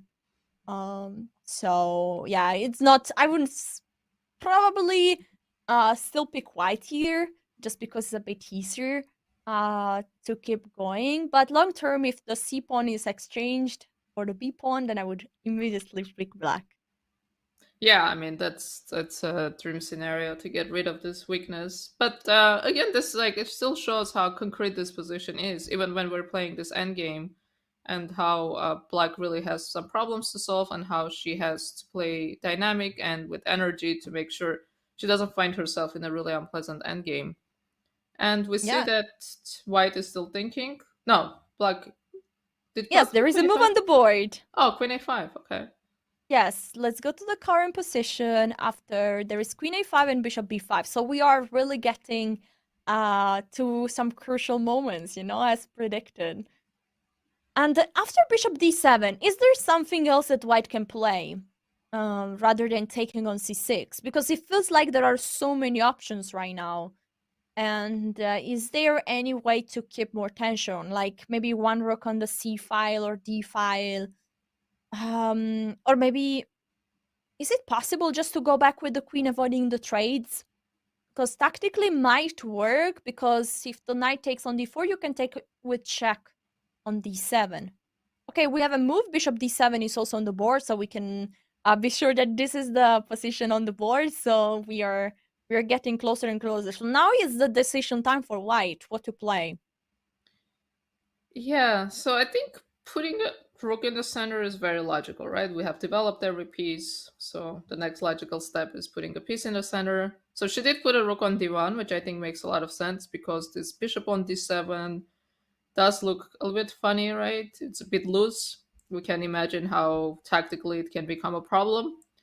So black would really love to just trade everything, right? So for example, queen a4, and then they take on d4, and then we see immediately we run into problems because bishop d7 and rook d4. And goodbye, bishop. Yeah, So immediately tactical problems is not so easy to just exchange every piece and go to an endgame. So black needs to fight more. So the question is if white has a threat in this position. So, and what is going to be black's? So it's two questions. What is black's? If white has a threat, and what is going to be black's next move? So I do like this rook hc1 move because the thing is, even if the queens come off, there's still a lot of pressure in the position because there's still a lot of pieces on the board. It's be like a queenless middle game, or already an end game. And this rook on d1, even without the queens, this king might feel funny. This bishop on d7 might be a little bit funny. So if we ask ourselves what is, let's say if we pass the move, does white have a threat in this position? It feels like white should have a threat in this position, right? So I think knight c6 must be a threat here already. Yeah, I was thinking also how to pass the move, because a short castle is not really a way to pass the move, because the bishop on d7, as you said, is looking funny. It would be unprotected. So the king cannot just castle and hope to solve the problems, because black might run into problems. So how actually do you pass the move? Rook c8? That's actually a good question. Actually, I think castle loses a piece. Can we try? So castle? Yes. I take on a5. Bishop takes. And now knight b3. Ah, I now see. Now everything Tactics. is hanging. Yeah, this loses a piece, definitely. Look at the bar, screaming at black, what have you done? So not really what you want to achieve here with black. So not easy to find a waiting move. Maybe rook c8, rook d8, or exchanging the queens. Yeah, maybe exchanging the queens, but not the knight. So exchanging the queens. So I think castle probably still loses to knight c2, right? Very similar tactic. Yeah, we can show this on the board. Is there something... The bar is screaming a bit less. So it feels like... Oh, because the bishop is protected by the knight. So maybe there are some crazy bishop e8. No, but then I take on c6, I take on b4. Oh yeah, makes sense. That's interesting. Okay, I mean, I've just turned the engine, and you can't. I mean, this move is crazy. Okay, let me think. Okay. If you want to think, yes. Okay, let me think very quickly. Let me think. So there's a way to save the piece. Oh, knight d4. Yeah. No, it's not knight d4, because I think rook takes d4, maybe. And then after bishop take a4, knight take b4. What else can it be? Let's see if chat can find it. I want to see. Let's see. This Any grandmaster in chat? Oh, someone just turned on the engine and told them off. Yes. Okay. So bishop, that doesn't make sense. What else can we do? Must be so knight d4, rook d4 loses. Knight e5. Knight e5 doesn't make any sense. The bishop just hangs. It's very hard, I can say. But once you see the move, then you might immediately get it. Oh, b5. Yes, b5. And it's crazy. Maybe you find it on your own. I just saw the engine, so maybe you explain the reason after bishop take b5. Just rook half b8. And, that rook. Okay. Okay, well, it's the same actually. I don't know. There is just a very small difference between rook A and B. I think it's very deep. Okay, the preferred of the engine at a deep depth of 20 is this one. And now the bishop is under attack. And if the bishop moves anywhere, now the rook is protecting the bishop on b4. And this means that after bishop e8, bishop takes c6 is not removing the defensor of the bishop on b4 because the rook is helping. And so now this position would be fine for black. then the bishop on b4 is protected by the rook. So all good, and black managed not to lose the piece, but still black would be a pawn down. But it's interesting because for strong players, like having a hint that there is something to look for in the position, it's such a big hint. You don't even need someone to tell you what the move is, just knowing to look for something. Because that's a difficult part of chess, right? You never know, like, if the tactic you're looking for, or first, if there's a tactic in the position, or if the tactic you're looking for is correct. When you're solving puzzles and you're studying chess, like, it's in a book, so you're like, okay, I know. There's something in this position, so you kind of have an intuition. But when you're playing, you just have no idea. You're completely on your own. So if like someone just tells you, "Oh, there's something in your position," you just immediately you can find it. Yes, absolutely. And that's why my grandmaster boyfriend was always doing some kind of very precise training where the trainer was picking like just positions where one player just had to move. And sometimes there was absolutely nothing. Sometimes there was something. Sometimes there was just a tactical way. Sometimes there was just a slightly a strategical hint. So there were real was trying to doing training like real OTB situation where you are at the chessboard and you have like no information whatsoever. You don't know where is the moment where there is a tactic strike. You don't know when you just have to play calm. You don't know where what is the exact evaluation of the position. You don't have a bar next to your chessboard. So you need to find everything on your own, and that's why training without hint is like then the ultimate way to replicate what is happening in an actual tournament and train for that moment. I thought you were gonna say that's why chess is so hard. Yes, that's why chess is hard. And there is a clip in the chat, chess is hard, but please don't watch it. It's really like, not really, nobody should watch that clip.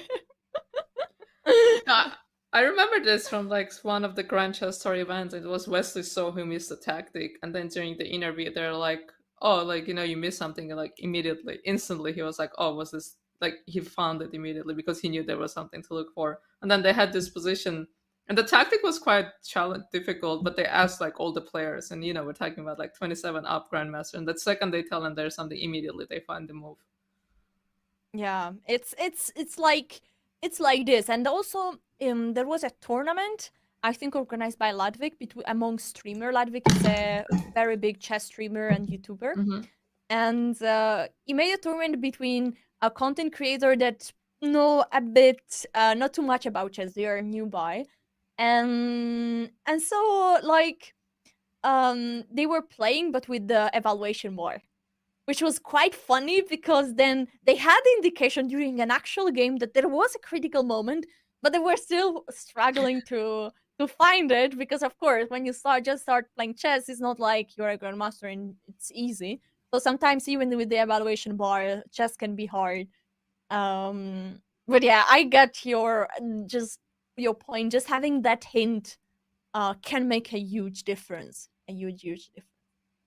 Yeah, I really like the training method you mentioned. That's why I like books that, especially for like newer players, right? Because everything is so new, so you cannot expect someone who's new to chess to just figure chess out. So you have to learn this like made in one pattern, made in two, like pins and things. So I like books or like training methods that they teach you these things, but in the end there is like a test, and it's randomized. So you don't know what to look for. So you still know you're looking for something that you don't know, which is more realistic of a tournament or a game situation where you're constantly looking for things, you just don't know what to look for because there's no one there to tell you it's time to find a pin, it's time to find a checkmate. But you're constantly, every move, you're constantly like calculating and searching for tactics. Yeah, absolutely. Imagine having the possibility during a chess game to ask a hint to the arbiter. So, like, arbiter tells you the evaluation of the position, the engine evaluation, and do you think this would make chess like more interesting, or like would be not fair anymore? I guess you can't do an exhibition match like that, right? You can, I don't think you Yeah, can do a rated tournament. But it's also interesting because you have to, let's say you get like one hint, right? And then you have to know when to ask for this hint. Because if you ask at like the wrong time and like it's not as critical and then you waste your hint, then that's not as useful. Yes, during one online event, I think Winner Stays, organized by Chess.com, there was this possibility to have a call with the commentators. That we are mostly Oh. grandmasters, and so they have a different and just much better understanding of the position. And so you had like 30 seconds to ask anything you wanted, and it was very funny, of course. I think like it's not really what is gonna happen at high level or for very important tournament like the world, like the candidates tournament. This is not gonna happen. So we will not see to this kind of tournament, but there might be some twist that can be applied in online events or less formal events. Yeah, but I like what you mentioned with the streamers. It's actually really fascinating, right? Because sometimes the evaluation changes based on some positional aspect, so it's not something like super critical, like not something that tactical. So it's hard to understand it. Like you were showing which rook goes to b8, and there is a difference, but it's like so hard to kind of intuitively know which rook should be going there. Yeah, absolutely. Sometimes the bar is giving like mate in 1, is telling you like if there is a mate in 1 or a mate in 2 or a mate in 5. But sometimes if you just start playing chess and the bar is saying mate in 10, I mean, good luck finding it. It's like in another game basically. 10 moves are so far away. So it can help you, but you also need to be able to catch the hint, and it's not an easy task. So it could be funny to have this addition sometimes. Yeah, mate in 1. That's a good hint. Yes. Should we Going take a look back at the to other game? Yeah, sure. I just want to shortly show what is happening on the board, because right now, what is happening on the time control? Katerina Lagno is really spending lots of time for the next move, and it shows that black position is not so easy. But okay, let's move to one more game. One more game. Let's go to Alexandra Kosteniuk versus Alexandra Goryachkina. We are back here, and something else changed. We were looking. Yeah, they're playing a lot faster in this game, so they're trying not to get in time trouble. Yeah, which is very important. yeah, I'm seeing that both players are on the board. I see that some pieces gets exchanged, and yeah, what do you think? Are you like this kind of player that is always sitting at the board? And if yes, what do you think during your opponent times? What do you think is smart to use this time for? Well, ideally, you to use this time to think. But no, I actually do walk around a lot. It depends on my mental state and what kind of position I get. So if I'm very comfortable that I get to walk, I do like to walk around and look at other games, or maybe just kind of have some cup of coffee or something. But So you're more Svidler style. He runs marathon during a chess game. He plays a move and then he does 2 kilometers of running. No, not running, but walking around the playing goal. Are you more? Now I'm not allowed to wear my Fitbit to games anymore, so it doesn't matter. I can get my steps in, so it doesn't count anyways. Yeah, unfortunately, you cannot have it. But yeah, you are more dynamic in the playing goal. Yeah, and I think the fact that they're keeping the time, keeping up with the time is very important. So in the other game, we might see this become a deciding factor if Katerina falls really behind on the clock. But here they're playing a lot faster. But there are less critical decisions in this position, which makes more sense that they can make decisions easier. Can we see how we got here? Absolutely. Let's go back a few moves. We were at rook e1. This is the last move we were looking at. The idea of rook e1 is that now the pawn on e4 is protected by the rook, and this means that white might prepare at any point the move d4. Actually, not at any point, but at the right moment, the move d4. Black played rook a d8, which the rook leaves the a file, and right now, white capture on b6, which makes lots of sense because white was waiting for the right moment to take this bishop, Now the A file is open, but the rook is not anymore there. So it feels like black wasted one move there by bringing the rook on the A, because now the rook would like to be on the A file where the pawn on A3 is a bit weak. And this is something you mentioned, right? So maybe black wants to move the rook, but if we move the rook, then now we can take on b6. So this is what white did. And we did say that the bishop is hers. She can take it anytime she wants, and she feels like it's the right time now that the rook is gone. And I believe she followed up with a4, which makes a lot of sense. Because if white gets in a5, a6, this can become pretty annoying for black. Yeah. Here a4, after a4, the move played by black is knight e7. This knight is trying to go again towards the king side, so maybe some knight g6, knight f4, or some knight g6, knight h5, and then knight f4. So it seems like the game is leaning towards some opposite direction. Oh, on one side we have black that is going towards the king side. On the other side we have white that is trying to advance the a pawn and now also playing the move a5. What is the danger here? What if white could play? Of course, now white is threatening to take on b6, which would lead to very weak pawns, right? Yeah, so black cannot allow this, because if we allow it takes b6, c takes b6, the pawn structure becomes really ugly, and white does get this free a file, so the rook will actually immediately go to a7 and start attacking this pawn. So bishop will go to e3, start attacking this pawn. So the pawn has to be taken. So b takes a5 has to be played, which I believe was played. Actually, no, not. I think this was. I still have the engine on, but I should switch it off now itself. So b take a4 was the favorite move of the engine. So Tatev, you saw it very well, but also very good. Also very good is rook a8, which is like using the fact that the rook on a2 is pinned. So now you can't take on b6 because you would lose a rook, and you don't want to do that. So white needs to find another way to move on. And now the move played by white is queen b3, protecting the rook on a2. And now I think that your move might happen, right? Just one move later.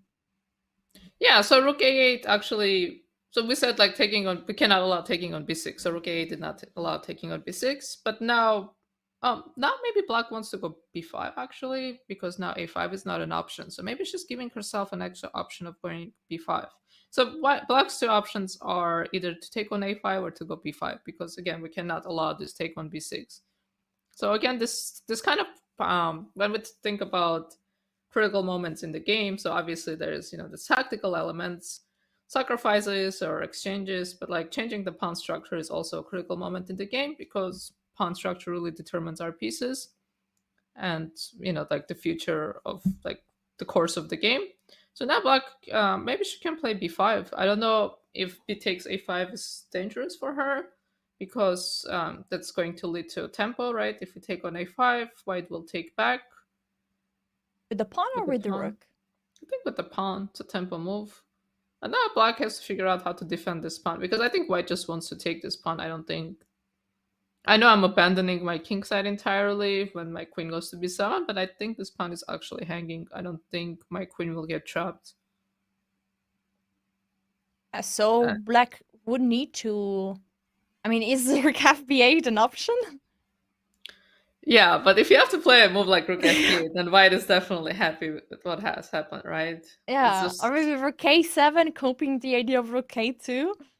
Maybe trying to protect the pawn on b7 and preparing rook f8, which at least would attack the a5 pawn.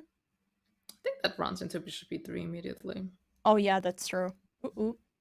So maybe there is no comfortable way of defending that pawn already. So maybe black's move has to be b5. Yeah, let's go back there. And so maybe b5 is closing, is blocking a bit the pawns, and now the pawn on b7 is safe, but is not solving the problem of the double pawn. So now b5 is a target, not so easy to attack, although we were saying yesterday a weakness is a weakness if it can be exploited. Right now, immediately doesn't seem like it can be exploited, but I kind of have the feeling that if the position is opening up, so like moves like d4 are happening, then that pawn might be weak on d5. And every time you push a pawn in order to protect a weak pawn, you create another problem. So if c6 would happen, then the d6 pawn might be a possible target. I don't know. Yeah. How do you evaluate this position? Well, I mean, I see the bar go up, so white is doing better. I'm not going to argue with the engine. Okay, good. Let's not argue with the engine.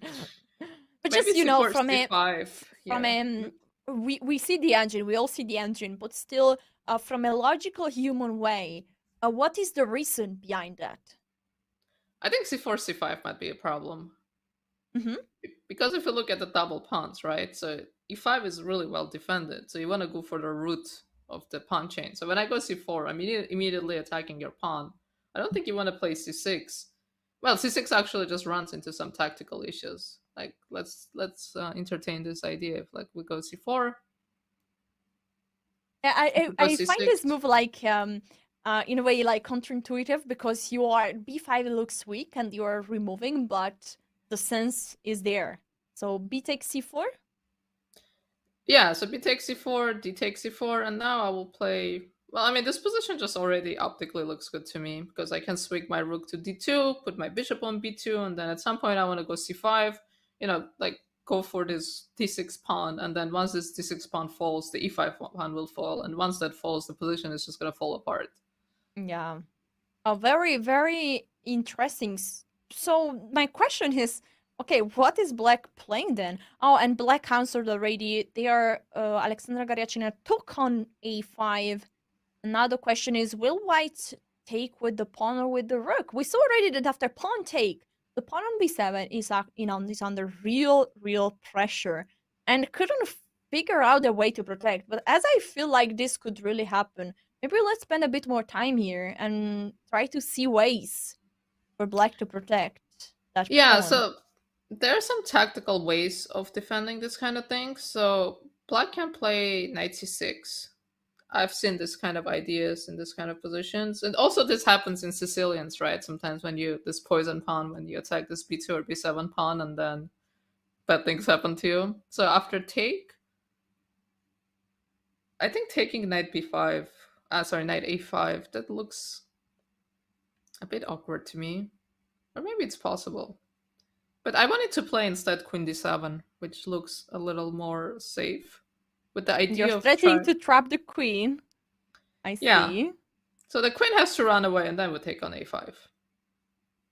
So, for example, queen b3 or queen b2, b1? Which square do we choose? Let's say b5 b1. also. Yeah. b1. Just queen b1. Yeah. And then knight take a5 or rook take a5. Maybe rook take a5. Rook. Yeah. Yeah, it feels safer because like this there is no pin. And if they don't want to exchange, the knight on c6 is doing fine. So still a lot of changes in the position. We did exchange 2 pawn pairs on the queen side. So now the game starts maybe to shift on the other side, to the other side of the board. Maybe d4. Let's say if we exchange on a5 in this position, and the knight moves away from the center, so then d4 would become a possibility. Oh yeah, sorry. You mean in the position we were analyzing. So rook take a4, knight take a4? Yeah, maybe d4 is already, once a piece moves away from the center, right? We want to strike in the center. So maybe something like this can happen. Yeah. And then it's already hard for black to take a decision because you cannot let the pawn on e5 being captured. So you need to take, and then the other pawn is joining. And yeah, I feel like I like white position with the center, with the bishop on c1 that could become strong. And also there are some weaknesses. The g6 square suddenly could be a problem. Maybe some knight a4, knight g6. So yeah, this is something that could happen. So can we say that like Alexandra Kosteniuk is really playing for the win here, or she's the side putting pressure right now? Yeah, I mean, she definitely is the side putting pressure because even if you look structurally, there's like nothing wrong with her position, right? But black is the one that has some weaknesses in position with this double pawns, like you mentioned, maybe this king. Um, I mean, it's hard to see how this king can become a problem, but like, let's say if the position opens up, if it's trade the central pawns, somehow we can see this king becoming weak. So there's nothing wrong with white's position structurally. So I think black is the only one that can potentially face some problems. But she is Wow. thinking, it leads me to believe that rook a5 is also a serious consideration in this position. Yeah, what is the change? I want to say this is something that changes a bit the dynamic of the match so far, because in the first two games, it was always Alexandra Goryachkina that was pressing. In both cases, she had a very promising position, first with the black pieces in game one, and then with the white pieces in game two. Then Alexandra Kosteniuk made some very important moves and managed to equalize, and both games ended up in a draw. But this time, is Alexandra Kosteniuk on the side fighting for more. And so it's a Goryachkina moment to show that she can hold this position and, or maybe, come back, or maybe just turn the tables. Of course, everything is still unpredictable. And the time situation is 50 minutes for both players, and we are at move 18. So still Yeah, lots of move before move 40. that's actually really good time management. This very rarely happens to me when I have this much time left after 18 moves. Oh, so she took with the rook. No, I just wanted to Oh, analyze this move. oh, you took with the rook. That Okay. is, yes. Um. Yeah, I mean, of course, this is also a possibility, but I do think taking with the pawn is probably the way to go. But okay, so we take with the rook, let's say. So the question for black is, does black want to take back, or does black want to just keep the tension and find another move? So like we have to compare, right? Like this is part of calculation in chess. We compare positions, and this is how we reach a conclusion. And very important, is actually very important way of calculation when you're thinking, okay, should I play this rook here or that rook here? And then you have to compare what's the evaluation at the end. So if you compare this with the rooks on, that this b7 pawn somehow looks even weaker, right? Because there is no way to trap the queen. With the lines we're looking at, rook b8 looks really bad because it immediately runs into a6, and that pawn might actually just queen immediately. So here it looks even more awkward to defend the pawn. So knight c6, And if knight for example. c6, queen take b7, knight take a5, how is this? I don't think your knight is going home. I think your knight's going to get trapped. So queen b5. Okay. So a8 you have to play needs to rook be played. a8. Okay, I guess queen b5 wasn't a good move. Maybe I had something better. But this looks so awkward. Maybe like bishop e3. I would go rook Oh, a1. maybe queen a6 could be something instead of queen b5, because you're Ah, avoiding rook a8. so the knight has to go to b3. Ah, yeah, and from b3 your knight. That is not a Okay, happy b3 knight. then goes back to c5. But we go bishop e3. Okay, and if knight c5, oh, the e5 is hanging then. So Yeah. that's a bit the problem. Yeah, the thing about knights, they cannot go too far because sometimes they can come back, and that's not a bishop that can just easily move from one side of the board to the other. Sometimes your knight starts to venture out and it just doesn't come back. Okay, there is rook take a5 on the board. Here we are. This is the move chosen by Alexandra Kosteniuk. But one thing that I was thinking, yeah, knight g6 immediately played by Alexandra Goryachkina. Here we see also from the live camera the move played on the board. And I feel like black is just not forced to take on a5, and this means that the pawn on b7 for a while is safe.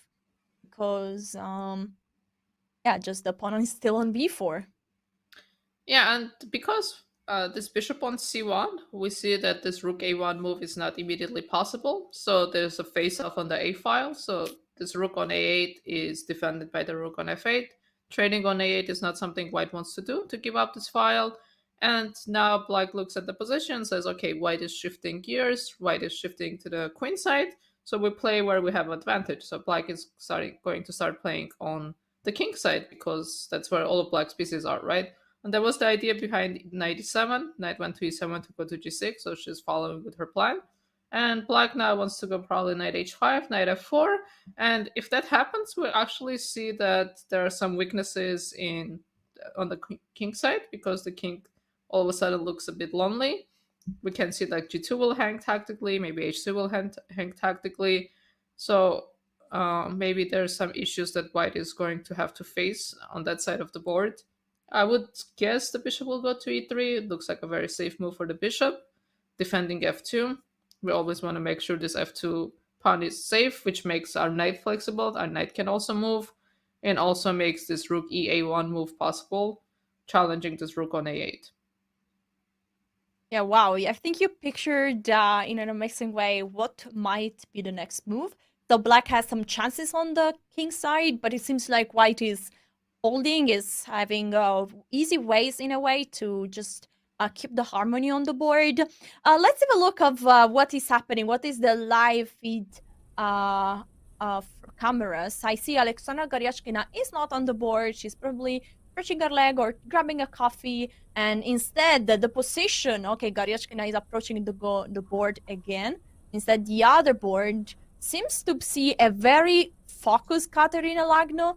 Instead, Tan Zhongyi was was a bit seemed to have a more relaxed position, but right now everything is tense. I see all the 4 players on the board. It means that the tension is real, and we see it from the position on the chessboard. Both sides have incredible position and chances, so we are very far away from the results, and we don't know who will win. And I feel like it's a very good moment to take a very short break. We will come back with the FIDE Women's Candidates Tournament. Be right back.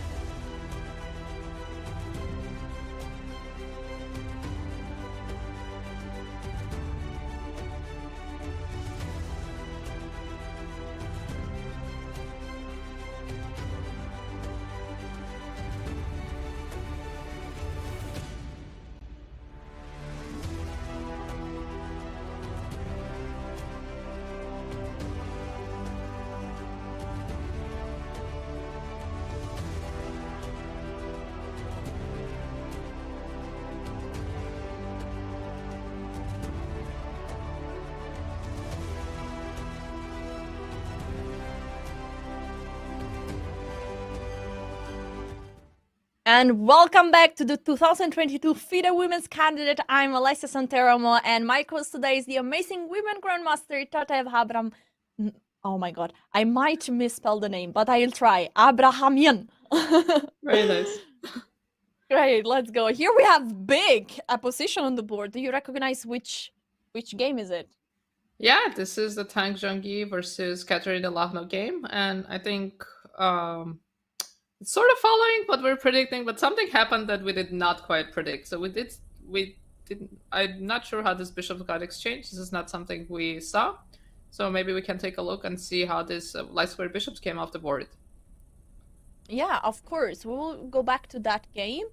And the queens are out of the board, and things have changed. And here we see the players both sitting at a table right now. So let's see what changed. Here we have the chessboard.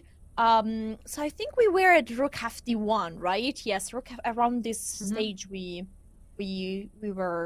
stopped. So queen take a4, and the queen got exchanged. Bishop takes. Wow. And now it was a move that we didn't expect. At least we were not considering. Knight b8. Knight goes back to the starting square. But it feels like a way to offer another trade that would really be beneficial for white, for black, sorry, because simplifying the position, leaving. I'm also exchanging this bishop on d7. It is not like the most funny bishop on the chessboard because it's a bit blocked by other pawns. So it seems good, and this was exchanged. Do you think white should have gone on b3 or c2 rather than exchanging the bishop? What did you call this? D7 sleepy bishop?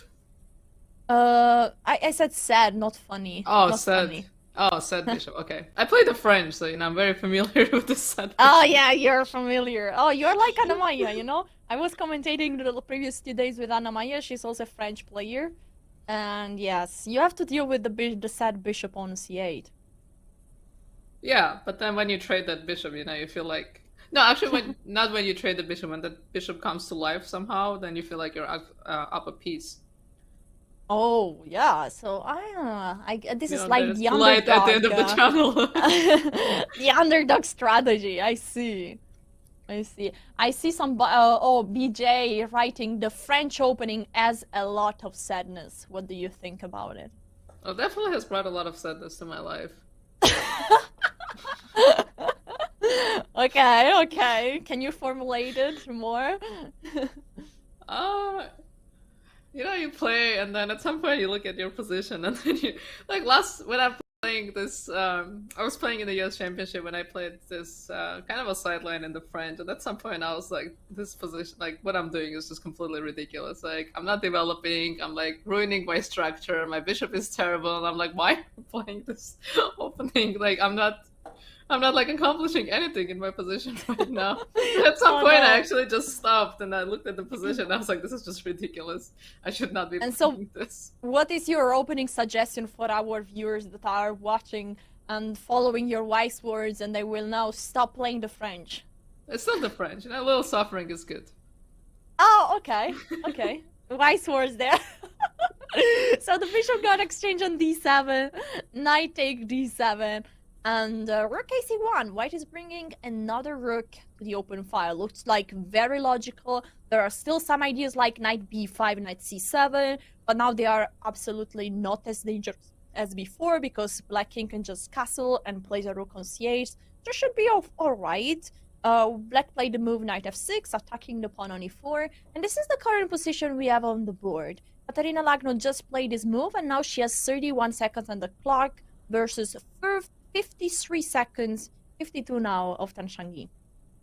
Yeah, there's a huge time difference. What move are we on? We're still pretty early, 17! Right? 17! Yeah, so Katerina might find herself in really bad time trouble soon, but she is solving her problems because I think rook c7 was a huge threat in the position. Knight b5 was also maybe a threat. So for example, instead of knight f6, let's say if she castled, then she would run into huge problems tactically on the d file. Something like because the knight is hanging, knight takes knight c2. Right? Oh yeah, because we're back. Of course. Yeah, Yes. makes sense. Two pieces are under attack, and now this is just there is not a like miraculous b5 here. No way to save both pieces, and that's just too bad. Too bad to happen in such a top level game. I So knight wonder- f6. Yeah, I'm actually wondering if she's like finding only moves in this position. Knight b8 was actually a really nice move, and we see it twice in this game, right? When she makes this backwards moves just to offer an exchange. First one was with queen d8, and now with knight b8. I think that excuse me. I think knight b8 was a really nice move because there was a lot of pressure on that c6 knight, and then she moves back, she defends the bishop, and she exchanges another pair of pieces. So now she goes knight f6, and knight f6 challenges the pawn on e4 with the idea being if you go pawn to e5, now my knight goes to d5 and I cover the c7 square, so now your rook cannot go there. So that also solves another problem. Oh yeah, that's really great to pick. So my question is, what are the options for white? How is white protecting the pawn? Maybe e5 is anyway an option, just that then you cannot go with the rook on c7. And if not, how to protect the pawn? Maybe knight b5 could also be something you might consider. Oh, knight b5 is actually funny because knight b5, okay, so there's a knight c7 threat, but what I was thinking is, so if you play knight b5, it actually indirectly defends e4, because let's pretend knight c7 doesn't exist. So if you take on e4, I can go rook d4 and win a piece. So it's a very funny way of indirectly defending the pawn. So of course there's knight c7 here too, but yeah, of course. But it's like I was saying the other day that I really like when every time you can find an active way to defend something is just so much better, because you are not wasting any tempo for defense, but you are defending by attacking something else. So it's always like a very good approach, and I feel like is like a very good suggestion that that was given me, that every time I have to defend something, I need always to first check for active defense, and then just if there is no active defense, then I need to go for the said just a defense move, a defensive move. But always go for counterattack. That's how I end up playing the French, and I cannot go e5, so my pawn just goes to e6. Yeah, the French is another topic. I see. So I see that has caused you many troubles and suffering. very accurate. Very accurate. Okay, so after knight b5, what can black do in order not to have lots of problems and suffer in this position? That's a great question. King e7 is not an option because rook goes to c7 with a check. So that just adds to black's problem. Maybe black needs to castle finally. And now e4 is hanging. Oh, actually e4 is not hanging, as we determined. But now white also needs to make some kind of a move. But now, okay, black is ready to start maybe challenging these rooks in the center, right? Because let's say rook c7, maybe we can go rook d8 and some back rank issues all of a sudden. Yeah, we see. So yeah, it seems like long castle, short castle might be the move that we will see on the board after knight b5, I would say. So this position is why that needs to find a move. How do you think the game could go on? The evaluation bar says 0.6, so it means that white has some slight advantage here, a way to put pressure. How could be a way? Maybe in bringing a knight on d6 by playing the move a3 first, attacking the bishop, and because if the bishop goes to e7, then is rook c7 is more powerful. Yeah, I think that looks really good. The knight on d6 looks really nice. Defends e4, attacks b7, and covers the c8 square, which means white will completely control the c-file. The rook on c1 can never be challenged with a knight on d6. And again, some slight problems for black. Black has to be very precise. And with this huge time difference, and only 30 minutes we're on move 17, so 30 minutes for 23 moves. So there's excuse me. So there's a 30-second increment after each move, but the 30 seconds goes by very quickly. So black, there's a lot of pressure on black in this position, even with all the trades that have happened. I see. Katerina Lagno has 31 seconds. But on the other side, it's also true that the position is not anymore as complicated as we have seen a few moves before. So, and also I feel like Katerina Lagno is such a strong speed chess player. I mean, we have seen her dominating women's speed chess championship last time. She actually won it, if I'm not wrong. So, she's a very strong speed chess player. And I have the feeling like that the players that are very strong in blitz rapid chess, they have this tendency to think a lot, to be in classical chess. There was one very strong grandmaster in the Italian national team, Grandmaster Godina, which is one of the historical grandmaster, and it was super strong in blitz, but every time in OTB, in classical chess, it was going before move 40, before moves 20 with 30 seconds. I mean, it was always getting to the time travel, which is very funny. And I feel like Katerina Lagno is definitely not that extreme. But also in the previous game, she had a tendency to think more than the opponent. Well, it actually reminds me of another player who happens to be the husband of Katerina Lagno, who has the tendency of getting into really bad time trouble, but is a great rapid player. I guess it's a family business then.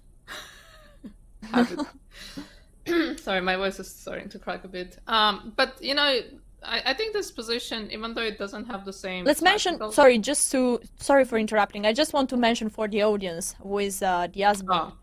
I hope not to start drama because I think it's Grishuk, but I don't want to start a drama. Is it Grishuk, right? Yes. It'd be fun if you just said something else. Isikaru Nakamura! Let's go! Well, I mean, she did thank her husband for helping her prepare, I think, one of these rounds, if I'm not mistaken. She said, he helped her with the preparation. Oh, yeah. Okay. I don't want to misquote anyone. Okay. That's wholesome. Amazing. We love to see that. Yeah, absolutely. I think I wanted to say I wish my grandmaster also would help me with preparation, but I'm not playing any OTB tournament, so I have nothing to complain about. So yeah, this is the current position. There is this is the current position of knight f6 is the last move. The pawn on e4 is under attack. We are looking at some ways to attack b5. I think it's a good moment to switch towards the other game and see what is going on between the two Alexandras. This is the current situation in the playing hall. Here we see the live camera feeds. All the players are sitting on the chessboard. What do you think? Do you like the playing hall for what we can see?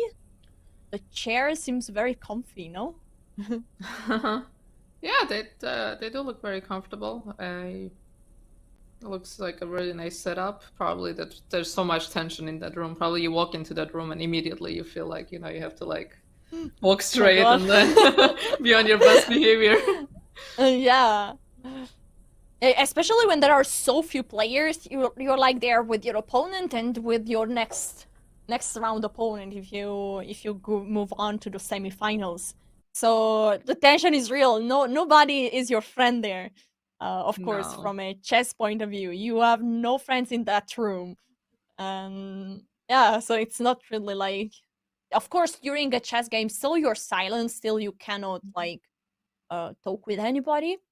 But also when you visually do eye contact with somebody, they are not your friend. And these knockout tournaments, they're so harsh. I've played in few of them. So I played in the World Cup and when it was called the World Championship. And you travel all the way somewhere and then you lose and then you have to go home. and it's just such an unpleasant feeling, especially in a tournament like World Cup, because it starts with like 64 players, and then next 2 days it's like 32 players, and then this tournament gets smaller and smaller. So there's just so much pressure in a knockout tournament because there's just so much on the line. Yeah. I've never played a knockout tournament, but I can imagine just you every round you can go out and your tournament is finished, especially in how you say in the World Cup.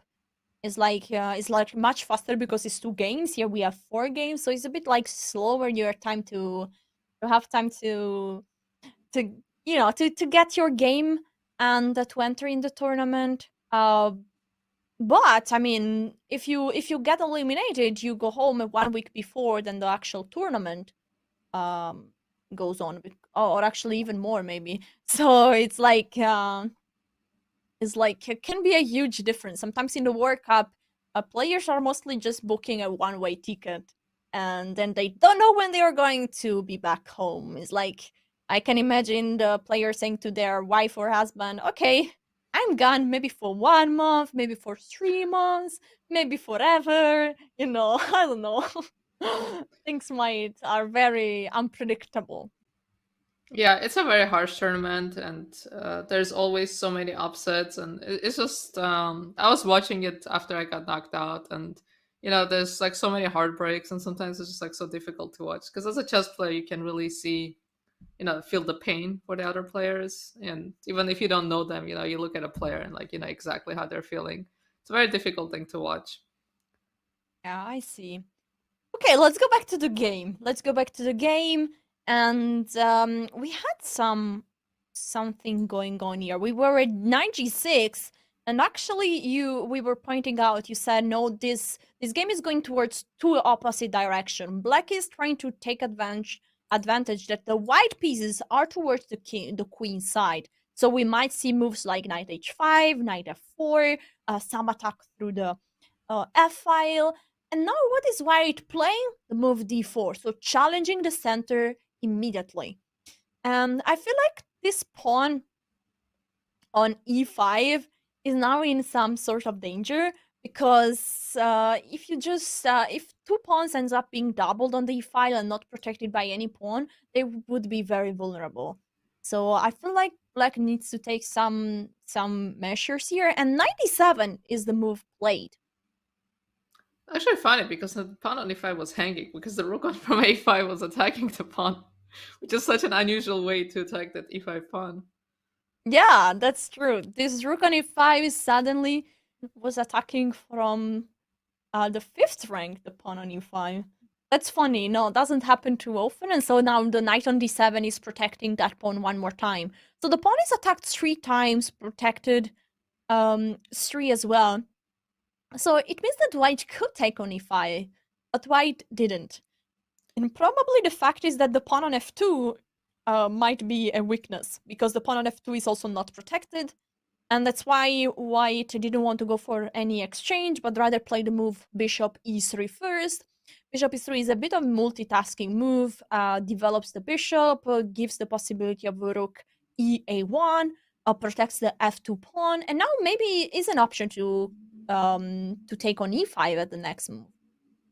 I think black actually had a threat of knight h4 in the position, so it was very important for white to defend the f2 pawn. And we did mention this, let's right? see this. Yeah, let's see like pawn take e5 then, and then maybe there is knight h4 immediately. Well, here we can maybe just take back on e5. Why Yeah, not? that's true, because it's like the same. Yeah, makes sense. We do the same threat by taking a pawn. So now the knight is under attack, and there are problems on f2, so that would be a problem. But if not d take e5, let's play a random move. It's always hard to make random move. I'll play queen a2. No, queen a2 No, is but not you a defend the random pawn. move. It's like bishop d2, okay? This should be like a move that is like, I hope. But so maybe knight h4 is an idea in this position. And now the knight is attacking the knight on f3. You can't take because f2 is hanging with check, and then black can take back at least a piece, but maybe even more. So yeah, it looks like a possible idea. That's why bishop e3 is the move played by white, which makes lots of sense. Yeah, so again, the question is just to find a move. The most difficult question in chess, right? Find a move. b6. I like b6 because it challenges the rook, so white has to decide if she's going to exchange on a8, which I still think probably not something she wants to do. I don't think, even though it shifts the rook from the f file, I don't think she wants to give up the a file. So probably she will slide the rook either to a4 or a2, and then maybe try to double the rooks. So that's what I would expect. I don't think taking on a8, Yeah. taking on e5 is a continuation, but maybe it is actually. It is kind of concrete. So let's say if we take on a8, take on a8, Thanks. take on e5. So one of But the maybe knight. knight can takes, and then you are Which gonna take knight? back with the knight. That's a good question. I don't know. I would take with the d maybe, so that the other can go still towards f4. Yeah. So I was thinking I that feel... there. Yeah, go ahead. Yeah, so I was thinking knight d5. Yeah, I think what you're saying makes a lot of sense, of course. Cover f4. I was thinking knight d4. Oh, just avoiding the trades, keeping the knights. And now e6 is under attack. So maybe, I mean, I don't particularly like this, but this might be a possibility. Just we see that the two knights are now getting some coordination, so yeah, black is starting to get something towards the king side. Maybe a rook e8 might be a move here. Well, it's a very passive defense again, so we might first look if we find something that is better. Maybe c5, tactically Yeah, defend. or maybe d5 also. I don't know if d5 works. d5, possible. Yeah, something like this. Just push the pawns. Yeah, let's yeah, see. c5. C5? My idea was that you cannot take on e6 because I have c4. And boom. Nice. Nice. Always important to look for tactics. Because tactics are everywhere at all the time during any chess game. So this is 99. What do you think? What is the percentage of chess, of tactics in chess? Tactics in chess. Yeah, I mean, the thing is that tactics always supersede everything else, right? Because like if you destroy your position completely, but you're checkmating, who cares? Yeah, Or the that's other way true. around, if you have an amazing structure and your opponent's position is destroyed, but you're getting mated, also who cares? So tactics like always supersede everything else in the position. And I think with modern chess, we see it more and more because there's so much reliance with the computers on the computers, and the computer can make like anything work these days. And like we see how players are changing their style. They play things that we would consider to be really bad, but all of a sudden you check with the computer says it's okay, so you play it. Yeah, What chat says percentage? it's 100% tactics. Maybe like 90? 90, okay. Sometimes someone is saying 9%, which I personally think it's a bit too few. 9? 99. Oh, 99. Okay, that makes more sense. All right, let's go on with this game. The current position after b6. Actually, there was not a trade on a8, but the rook went back on e2 as you predicted. This was one of the options. Keeping just the pressure on the e-file, not giving it away too easily. And yeah, now I'm looking at the evaluation bar, and it's 0.00. I think there is a lot of confusion in the chess world about the meaning of this 00. So maybe would you like to say like something about what does 00 mean, and like maybe when is okay? Then I will not say add anything about this. What is 0.00? I mean, it means completely different things in different positions. In some position, it just means the game is ending in a draw, obviously, right? There's nothing left. And in other position, it just means that the position is level. Like there is no side has an advantage, but it's a matter of who will handle the position better, which side you prefer. So I think this evaluation can really sway players because they start relying on the computer, and then they're like, okay, the computer says zeros, and then you look at the position and the position is completely insane, And for you to maintain these zeros, you have to find like only moves for like 10 moves in a row. And there's a difference between a zero, like 0, 0, 0 in a position where you have to find like 10 only moves, and in a position where, you know, if you make a move, it goes to 0.3, but like the position still stays normal. So it just means completely different things in completely different positions. But I think in this position, it's like the position is pretty level. I don't think anything crazy will happen. But what does worry me in this position is Kosteniuk's time, because she's down to 27 minutes, and she's the one who was playing preparation, who was playing very quickly, but she has really fallen behind on the clock at this point. Wow, that's a very good point to point out. 27 seconds, and well, not seconds, minutes against Not yet. 40. Not yet. 27 minutes and 1 second versus 40 minutes.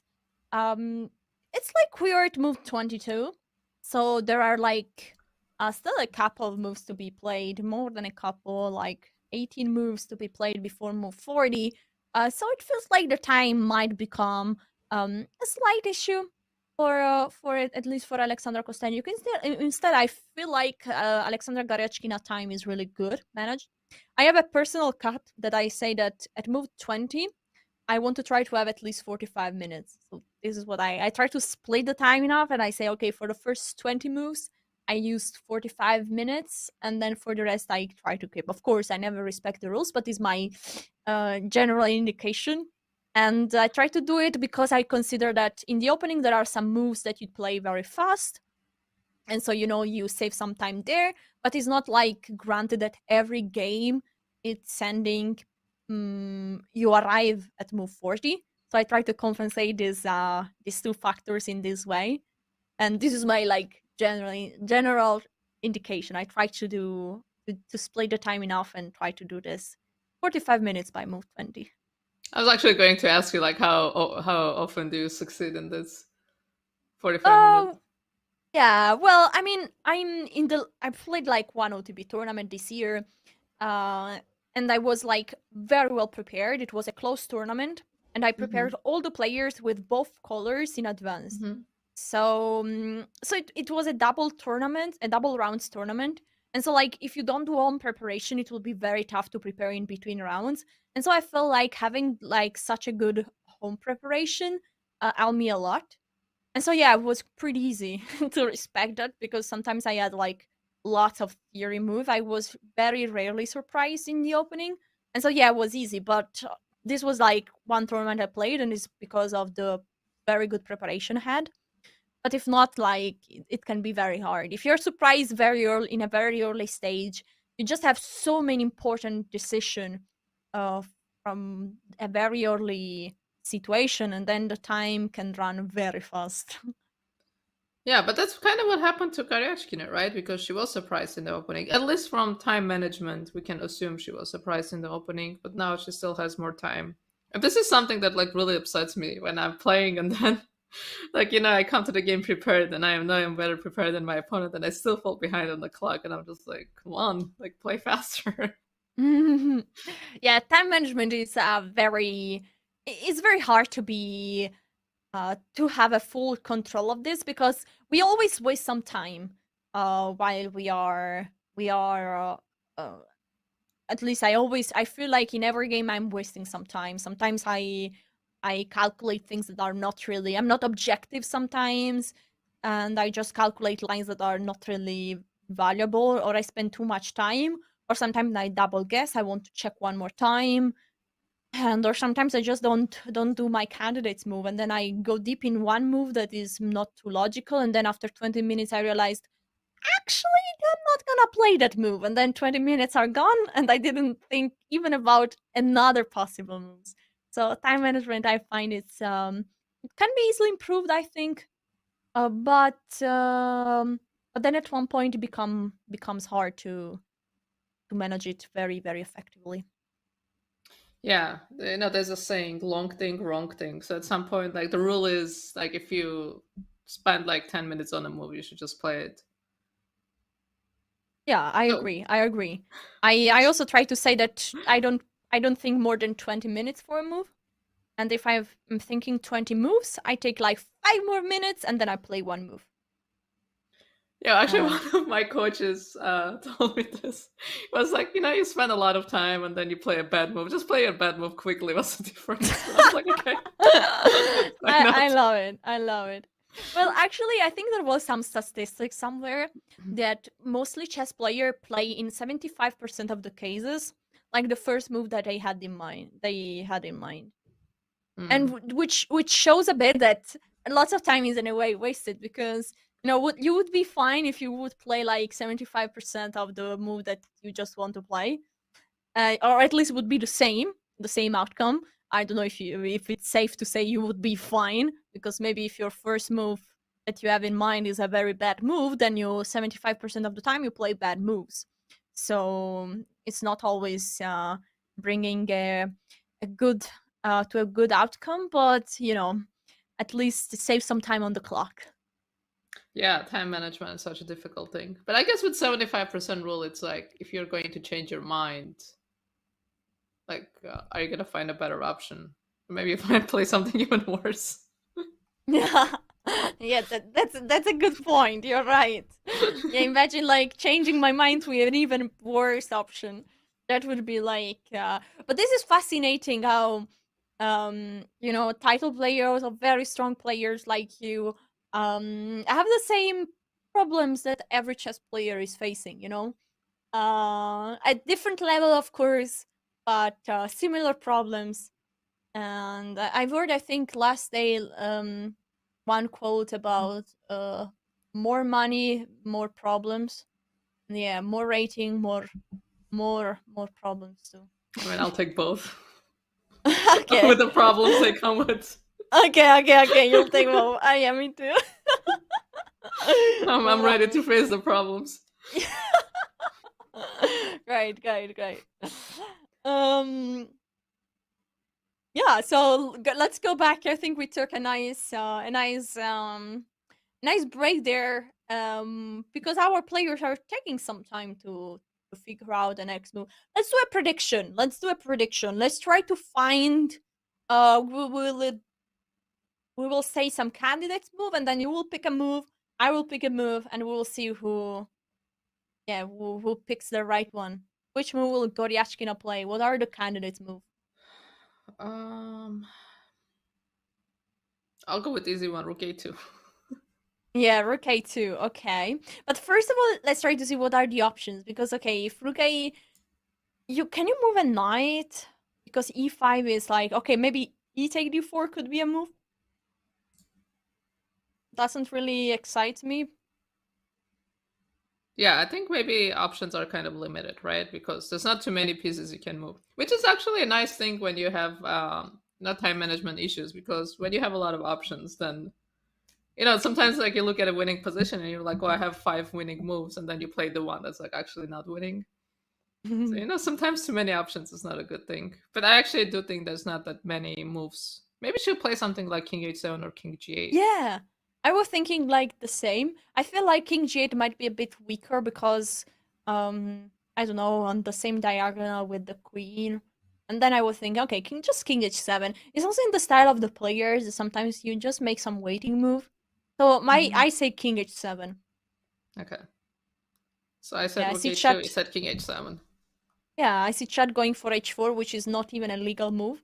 I told you, chat is always going for h4 in any position at any time, which is not even a legal move, of course, in this position for black. It doesn't And matter. doesn't matter. Always go for the plan, follow the plan. And d5 is a move that is also suggested, but is a bit crazy, I would say. Ooh, yeah. D5 is going to open the position, which is not something black wants to do because white does have a lights. Oh, you Oh, my won. move is played. I won. Queen Okay, take it too, so but now yeah. she still has to find a move. So I know, difficult. Yeah, that's true. The rook are exchanged, and now what to play? Maybe now king h7? Yeah. Maybe, maybe take on D4 and then E5. Do we want to do that? On d4? Like he takes C4, she takes C4, and then E5. I don't think I want to do that. Okay. It seems like a way to remove the double, but maybe here there is d5, fixing the pawn on c7. Yeah, Maybe. yeah, that doesn't look. I'm not happy with what I did here, so probably not this. But maybe take on d5. Oh, okay, because that's also smart because you're fixing the pawns on the same square of the bishop. Well, the engine is laughing at us. Yeah, the engine does not like. Okay, make a normal move, knight f6. Yes, just make a normal move. Actually, somebody in chat was suggesting knight f6. Oh, actually, e take d4 is on the board. E take d4. So maybe e take d4, e take d4, don't push any pawn, maybe knight f6 then? But you know, this is actually good for Kosteniuk because she's trading trade pieces. There's quick moves, so she's getting a lot of moves in. So she's getting closer to move 40. Yeah, that's true. Because mostly trades are having a pretty easy answer. You take back, especially the rook on a2. So, Yeah, but now she's thinking. So here maybe she does have options. Maybe you can take with a knight.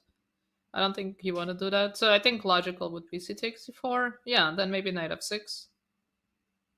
yeah, c take d4 leaves the pawn on b4 alone, but should be fine. The pawn is not really going to be attacked for now. But of course, can be like a weak point in a very advanced stage of the game, maybe in an endgame, could become a potential target. But that's why maybe she's thinking. Yeah, but we do get the c file in return. Yeah, makes sense. Can go after the c7 pawn. Maybe we can remove it someday. Yeah, again, she has to make some kind of a decision. But I can't imagine her taking with a piece. It's just it looks unnatural. I'm also going for c take d4 here. I think this is the move. We're gonna see. Okay, I think. Yeah, go ahead. I mean, okay, knight d4 is also a tempo move, so it's a worthy move to consider. You attack e6, maybe your knight goes to b5, attacks the c7 pawn.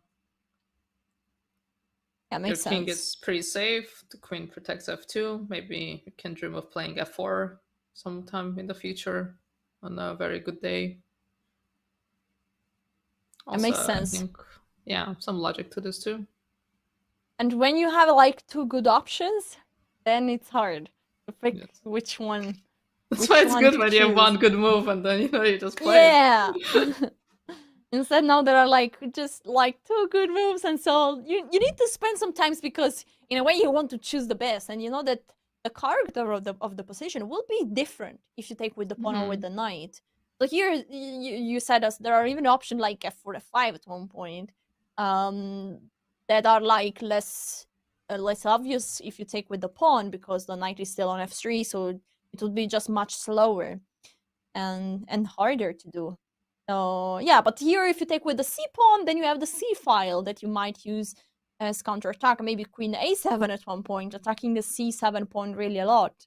So it gives some perspective. I'm very curious to see which move will be played, but it seems like okay, c take d4. It seems like a decision is made. We see from the live camera that Alexandra Kosteniuk took a decision, took with the c pawn, opening the c file. And here we see the board, the live camera is really, really big. Do you have a tendency to use a piece anti-stress, for example, rolling a pawn, or do you have any anti-stress okay, not technique, but habits during a game? No, I don't use any pieces. No, that's I don't like doing that. Once I was playing a player and he was throwing the piece in the air and then catching it, and then at least some of the time this piece would fall on the floor, and okay, he was a kid. I was I can't really say anything to it. But at some point I was just getting so annoyed. And I was in my mind, I'm stop throwing it. You're not catching it every time.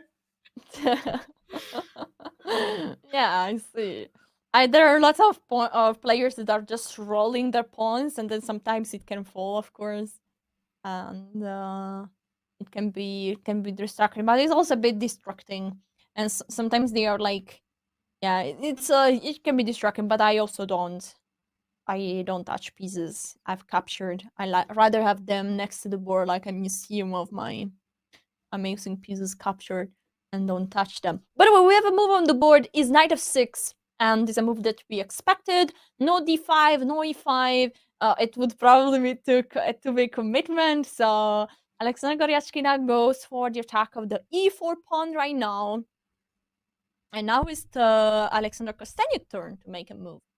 Is e5 a possibility, or what else can be played in order to protect the pawn on e4?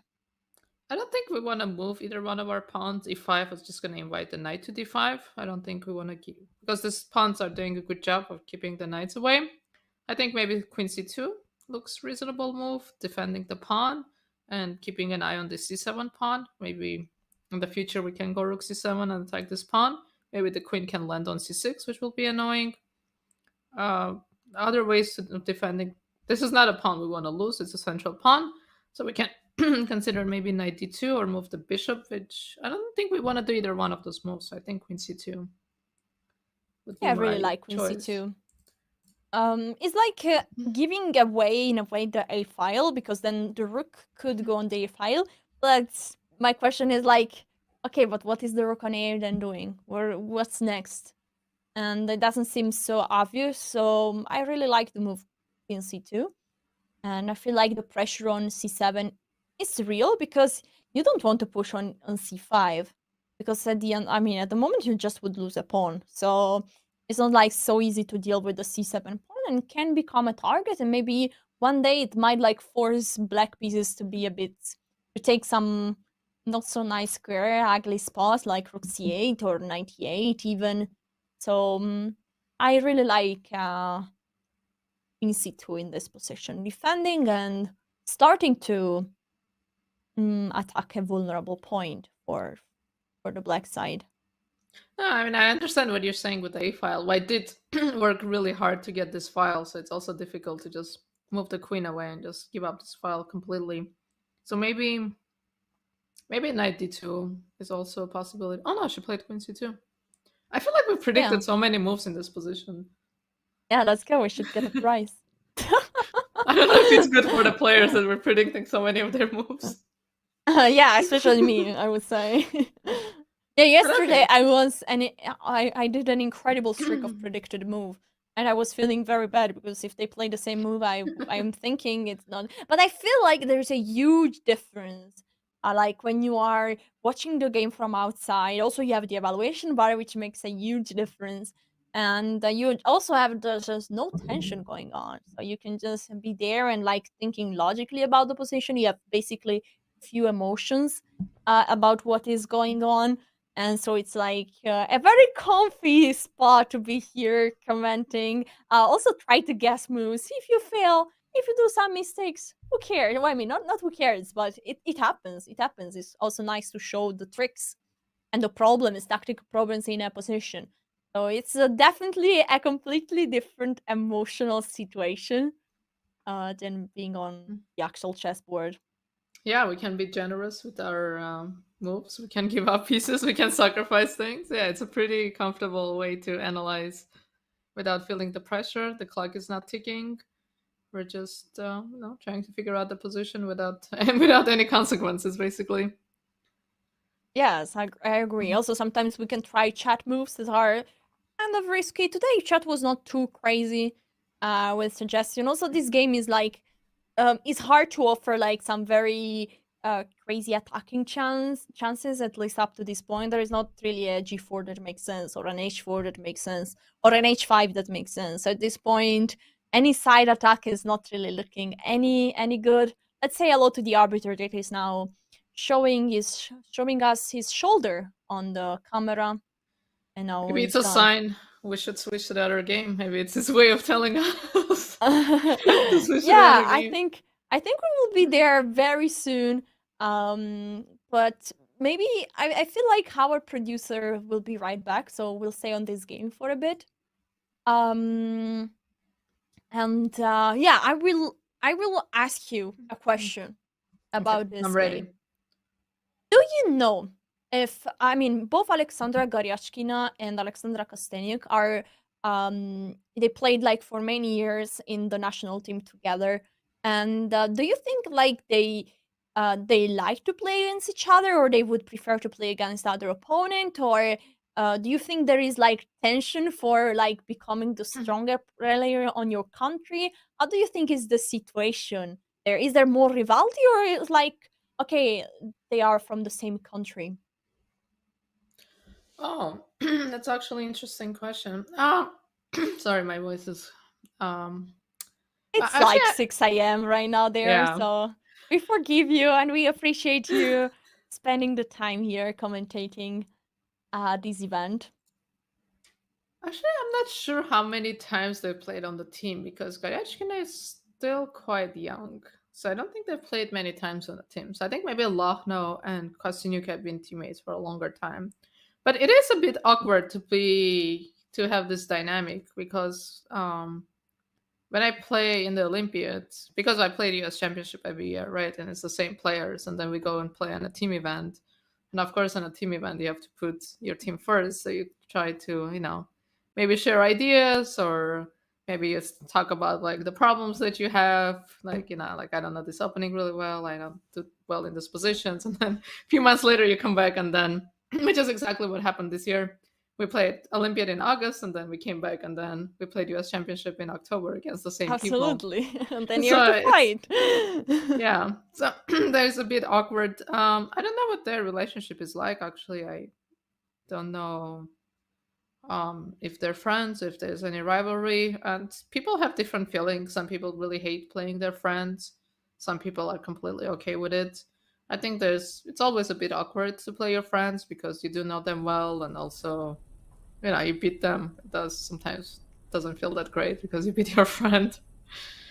Yeah, it's like hard sometimes. There are some players that prefer, some players that just don't care, and some players that prefer like playing against people that they don't know. By the way, as our producer, our amazing producer, is back, we can now slowly approach the other game. And here we have the four camera, well, the two cameras with the four players. And let's go to see what is going on between the game in the game between Tan Zhongyi and Katerina Lagno. I see that there has been one more important exchange. Let's go back where we left. Yes, I think we were here around knight f6, attacking the pawn on e4, and we were thinking about the move knight b5, a very aggressive way to defend the pawn on e4. The pawn on e4 couldn't be taken for the obvious reason of knight c7, but also because of rook d4. But actually, what white played is the move knight b8, also another way to defend the pawn on e4, maybe a bit less like very less aggressive because it's not posing a threat. But the pawn on e4 cannot be captured because there would be like rook e4 or rook c4. I don't know which one is better. Uh, Probably both are They both looking look pretty good. good. Yes, it's not. It's a detail now. So the pawn cannot be captured. Black went on with castle. Rook d4, attacking. Well, attacking the bishop and protecting the pawn, bishop back on e7, and a4. What can you tell me about this move? um, I don't know. I'm wondering why can't I play rook c7 if I'm missing something tactical? Why not rook c7?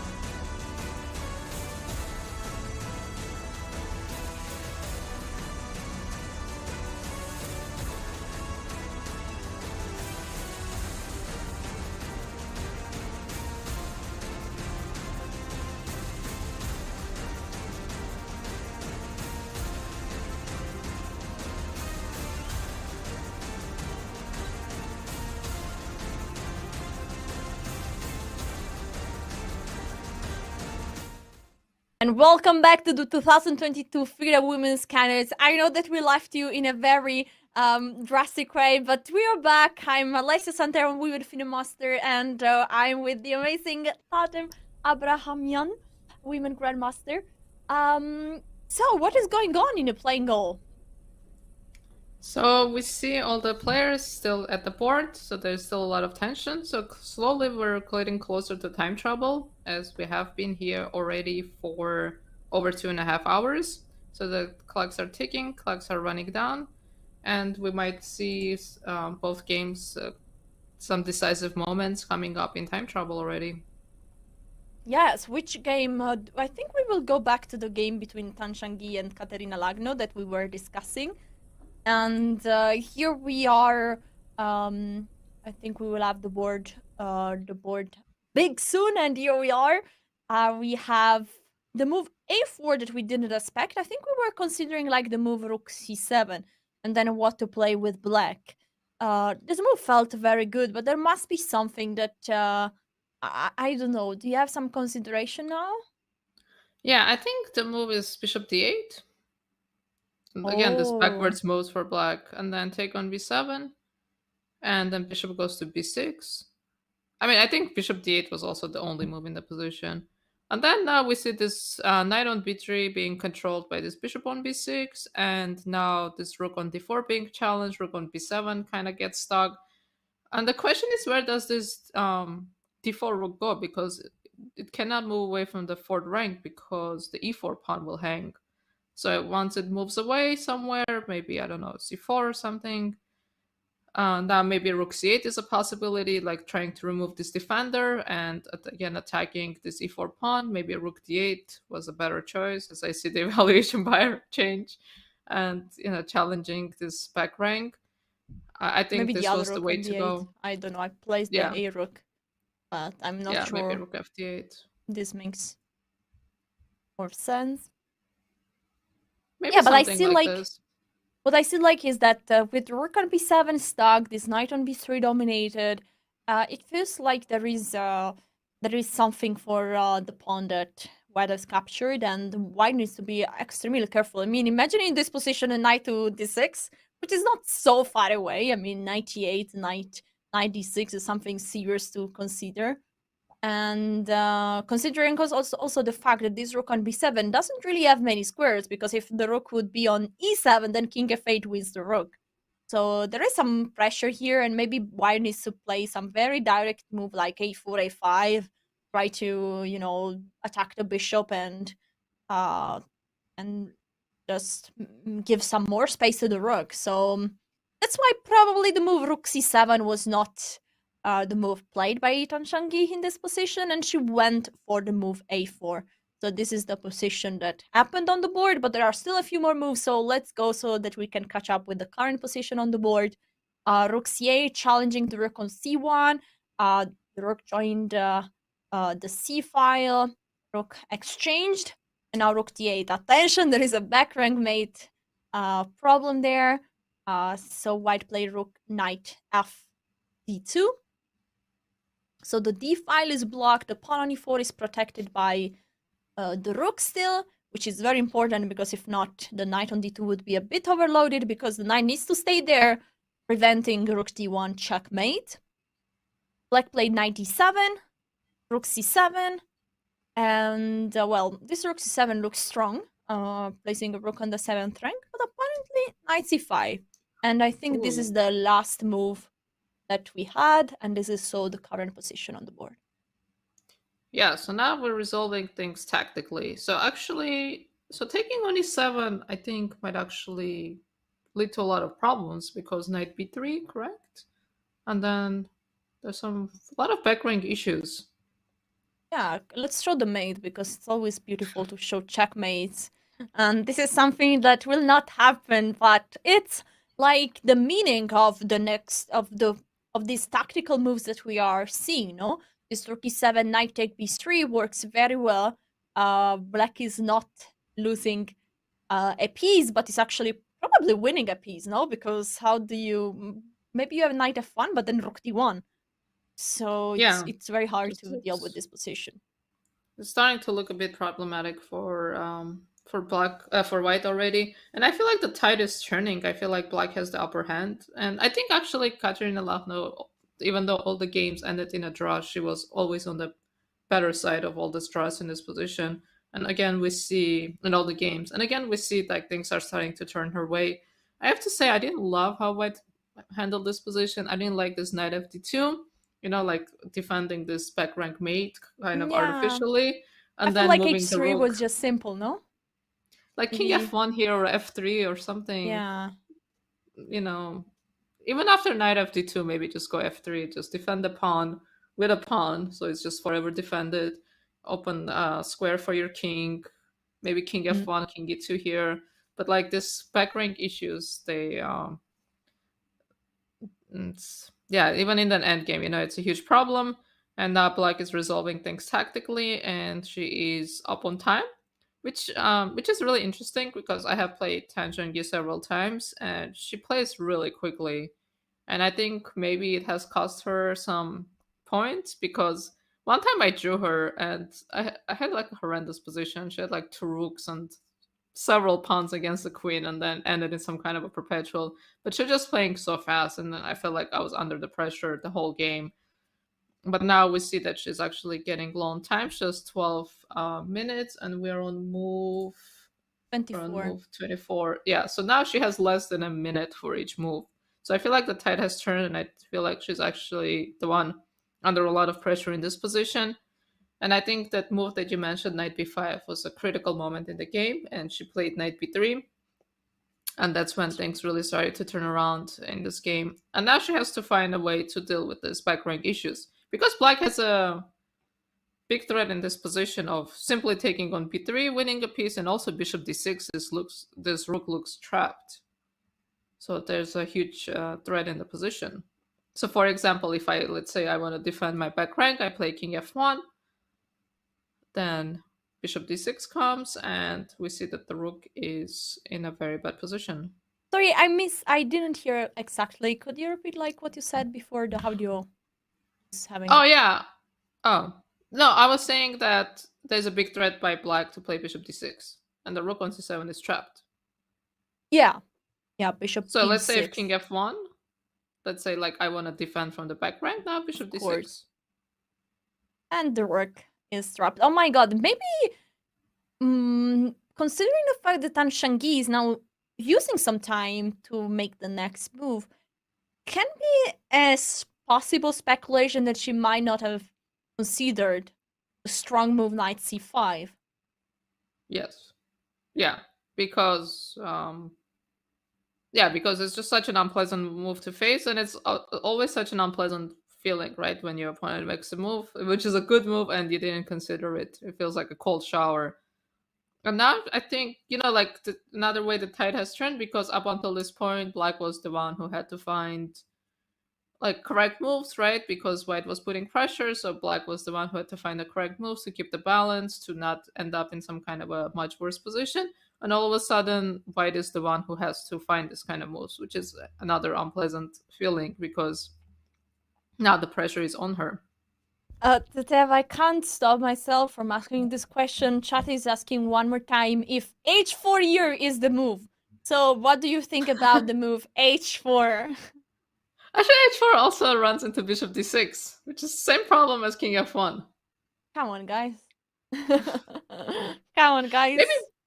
Maybe we can show why bishop d6 works. So, for example, h4, why not? So bishop d6 or rook c5, right? We're winning two pieces for rook.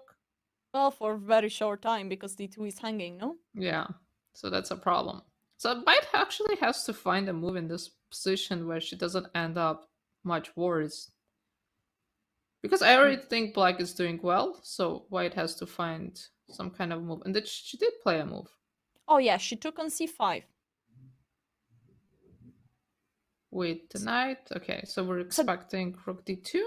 Yeah, this means rook d2, take a piece and threaten mate. And then it looks like some rook c2 might be some possible moves, or maybe just bishop takes c5 and then take it upon on b2 and get to a rook endgame with an extra pawn. What do you think about rook endgames with an extra pawn? Better than rook endgame without an extra pawn. You know, actually, I was doing commentary over Olympiad, and Grandmaster Arthur Snickshans said that sometimes, well, like it's very common that rook endgames with a pawn down are still a draw, but sometimes pawn endgames with equal pawns might be a win for one side, just because one side might have more space or might have a more active king.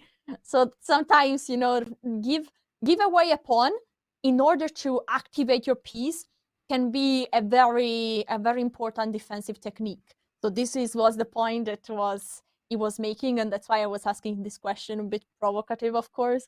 So I truly understand your point there, your reply, and yeah, just we were talking about an active way to defend the position, and sometimes can be sacrifice a pawn in order to reactivate your rook. By the way, maybe we will get to a rook endgame. The move played by white here is the move f3. The move is on the board. You suggested the move a few moves before. Now it's on the board. The pawns are protecting each other. G2, f3, 4. The pawn on b2 is now hanging, but I think that black needs to first take on c5 if she wants to capture the pawn on b2. I also wanted to say that h4 instead of f3 is a really bad move because we lose a rook. I know it's very tempting to play h4 apparently. Yeah. We got rook d1 and bishop Oh, yes. Let's go, chat. Come on. d6. Just eliminate h4, I remove. No h4. Come on. Tactics. Yeah, lovely. Thank you for showing that. Very important. Chat will be happy and will love you forever. F3. Yeah, but yes, this position is already so unpleasant. Yeah. So rook c2 is not an option. So the bishop on e7 hangs, right? So rook c2, actually, we will be the one losing a pawn because they take on e7, take on b7. Oh, bishop d6. I thought knight take e6. Is this also a move? Oh. Looks fancy. I like it. Well, there is like some like calculation you need to make because rook take b2 and then rook take e7, pawn take e6. And but yeah, probably the easy way is the one that you were pointing out. Rook take e7, rook take c5, and rook take b7. This is easy and like forced. So white has an extra pawn. The pawn on a7 is also under attack, so this would not be good for black. But that's why probably rook c2 will not happen, but rather bishop takes c5, I guess. Yeah, and bishop d6, unfortunately not an option here because of rook c8. This check, that's really annoying because otherwise it's very strong move, bishop d6 with rook c8, and then b7 hangs. But the evaluation is showing that black is doing well. So bishop c5 is the obvious choice, right? Yes. But rook I takes. wonder if maybe there's anything else in the position. Yeah, I mean, this is nice, right? Up an extra pawn. The king is cut off. It's a two-result game, right? Black can never lose this, so either black converts the pawn or white somehow saves it. Yeah. And probably this will like be slowly, black will try to bring the king towards the game, maybe to e7, d6, try to create a pass pawn that will probably manage to create. What do you think? If black can choose between which pass pawn to create, would you create the A or the B pawn? I think b pawn gives you more options. As corner pawns are too drawish.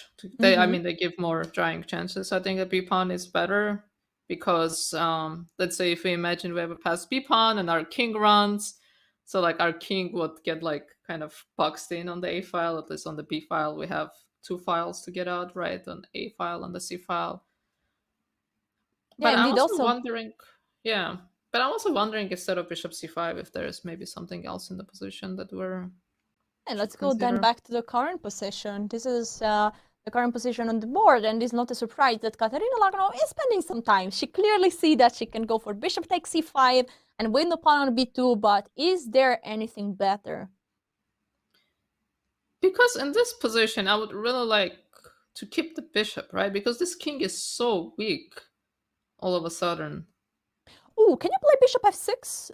because rook take b7 runs into bishop d4. But there is knight take Okay. d7. Yeah, but knight takes b7 also runs into problems. So knight takes b7, I go bishop d4. Oh, and where is the king going? King f1? Yeah, and then we check on f2. And now we And start collecting pawns. yeah, So you can very show mate after interesting. king g1, since you like showing checkmates. Oh, yeah, sorry. Should we go with the king on h1? No, I was gonna say king f1, rook f2, king back to g1 to defend the Ah, pawn. and there we Now we go. have a checkmate. So we have Yes. 2 back rank mates. Attention, this king is in danger. Yeah, I like this idea of bishop f6. Maybe it can be something to, you know. Yeah, this is a nice find. Bishop f6 looks very annoying. So bishop d4 is a threat. Actually, bishop d4 followed by maybe rook c2 is a threat in this position. With the idea of rook c2 runs into 96, as you pointed out. But okay, bishop d4 is a huge threat here. Yeah. Makes sense that Katerina Lagno is thinking, because usually you know that it's even if it's very nice to go to an endgame with an extra pawn, rook endgames are always like considered like kind of drawish, and it's not so easy. And it's for sure not clear if this endgame is just winnable for black or is just a draw. You then need to see with practical play. And so if she can keep the bishop, she would be like happier to play a bishop with versus a knight. And this knight f6 seems very tempting. I'm very curious to see which move she will pick. The engine says like going for the rook endgame is just better according to evaluation bar. But from a human point of view, I would not be surprised if she plays bishop f6. And this is a huge decision for her because she has the black pieces. She has two choices to choose from, and they both look really good, and they both look very tempting. Because if she wins this game, this gives her such a huge advantage, right? Because tomorrow she has the white pieces. She just needs to play a solid game, make a draw, and she just advances. So like you have to take your chances as they come. So you're playing with the black pieces. Your opponent plays this preparation, and then you play this kind of sharp line, and you have to find some only moves to keep the balance, and you do all this hard work, and all of a sudden you're given a chance. So you have to optimize it. Absolutely. And we have seen also in the previous game that Katerina Lagno already had some chances during this match, but didn't manage to convert. So is maybe today the day then there is a breakthrough in the score? So we see a victory of one of the players. I think that we should go on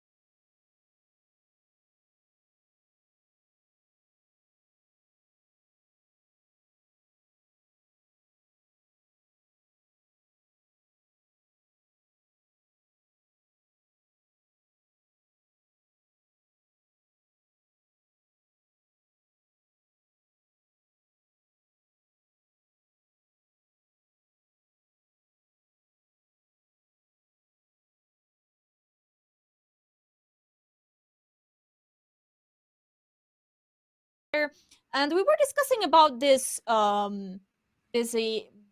this position here on the board, and then I think that Danny Ranch stepped on some cables, but now all is good. All is good. We are back, and there is a move. Bishop takes e5. This means that Katerina Lagno took the decision to go for the rook endgame. So after rook takes c5, yeah, the moves are already played. And here we have an endgame with an extra pawn for black. It means that black is pushing one more time here for the victory. Katerina Lagno had already chances during the previous games, didn't manage to convert. But today there is one more very juicy chance. Yeah, I think it's very tempting to go for this because you just get a free extra pawn, like you're playing for 2 results. Like, how can you not go for this? It's just too tempting. And then we see that quickly Zhongyi plays h4, which we know in the rook end games, this is a really good move to play. You're stopping any kind of g5 moves. So white is very happy with pawn exchanges. So if we can exchange a lot of pawns, and black is just left with 1 pawn, then we can make a very easy draw. But there's still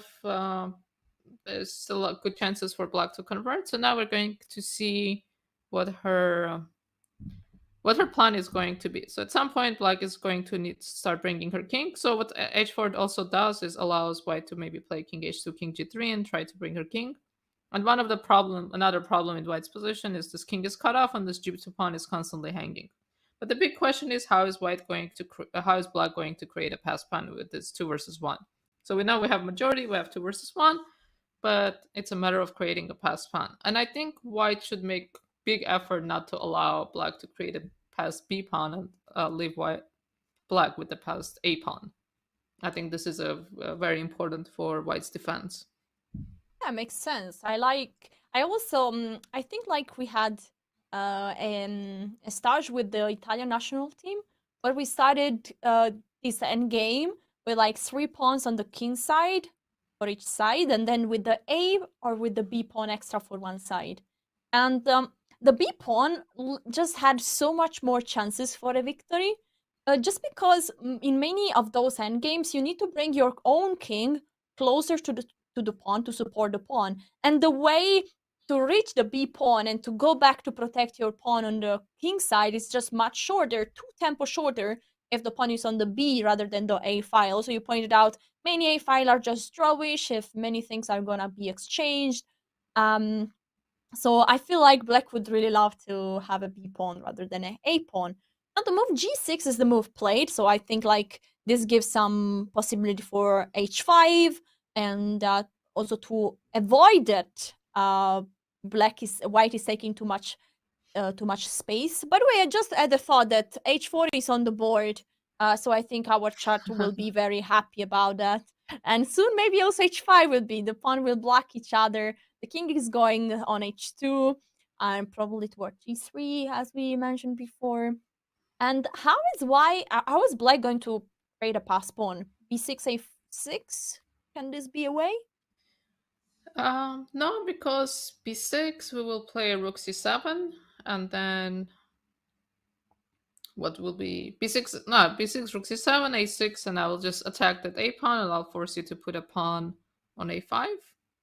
And this is what white is probably ideally want to reach, because like this, the only chance to create a pass pawn is to like attack the a pawn, but then you have to give up the b pawn. So this is like what white would like to have. So it doesn't look like super easy to create actual b pass pawn.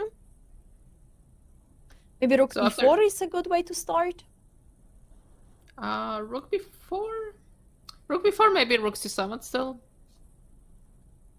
Yeah, and then you can't take on a4.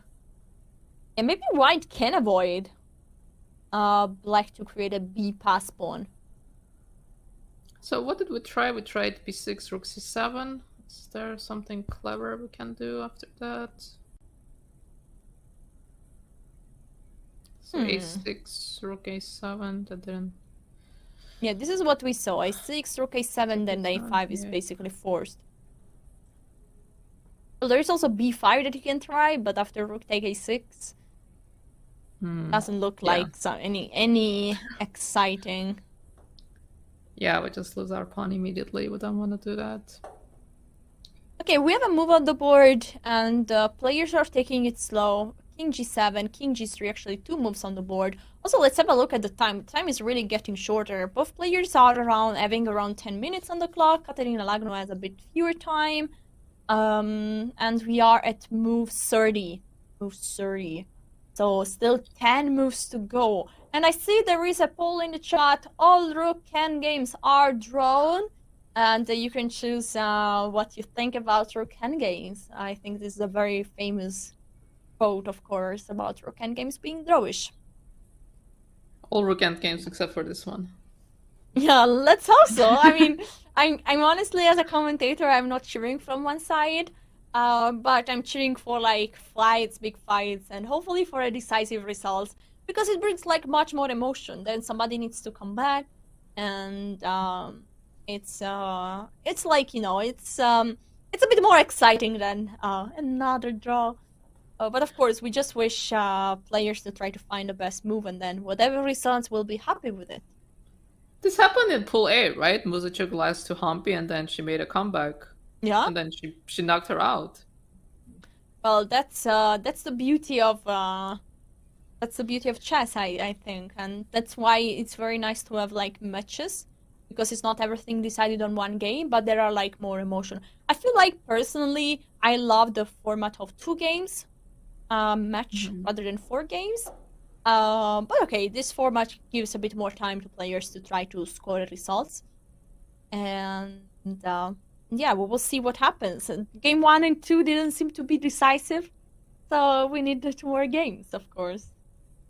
Yeah, I wonder if Lagno, she's getting frustrated because she's had all these good positions and she hasn't been able to convert, or if she feels like she's just maybe, had the upper hand in every game. So at some point, like the point it will come and she just feels like she's playing well.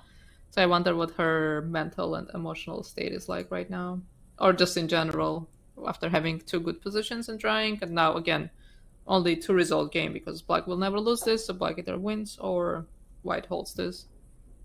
Well, that's a very good point, an interesting thing to consider, because once you have chances and you waste them in a way, well, not really waste, but you didn't manage to convert, is like can lead to some kind of frustration, and so you always, every time you play a game, any game of chess, you need to be able to like forget the past and just be present in the current situation, because any thought about what you could have done better or what went badly in the past is like just affecting your rational way of just finding the next good move on the chessboard. So I feel like those players are like so much trained to like be in the moment, and when this like fight time is fight time and they are just there like trying to find the best move possible in this moment, but they are also human.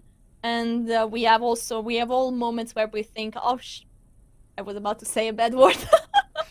So, oh, oops, we have, I did something bad happened, but.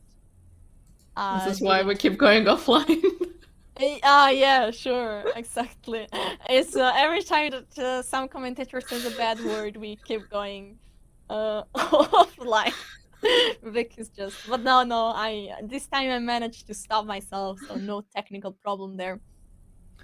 So I just want to just say something to our amazing producer that I don't want to mess up any technical, so he will let me know when we can switch to another game. Okay.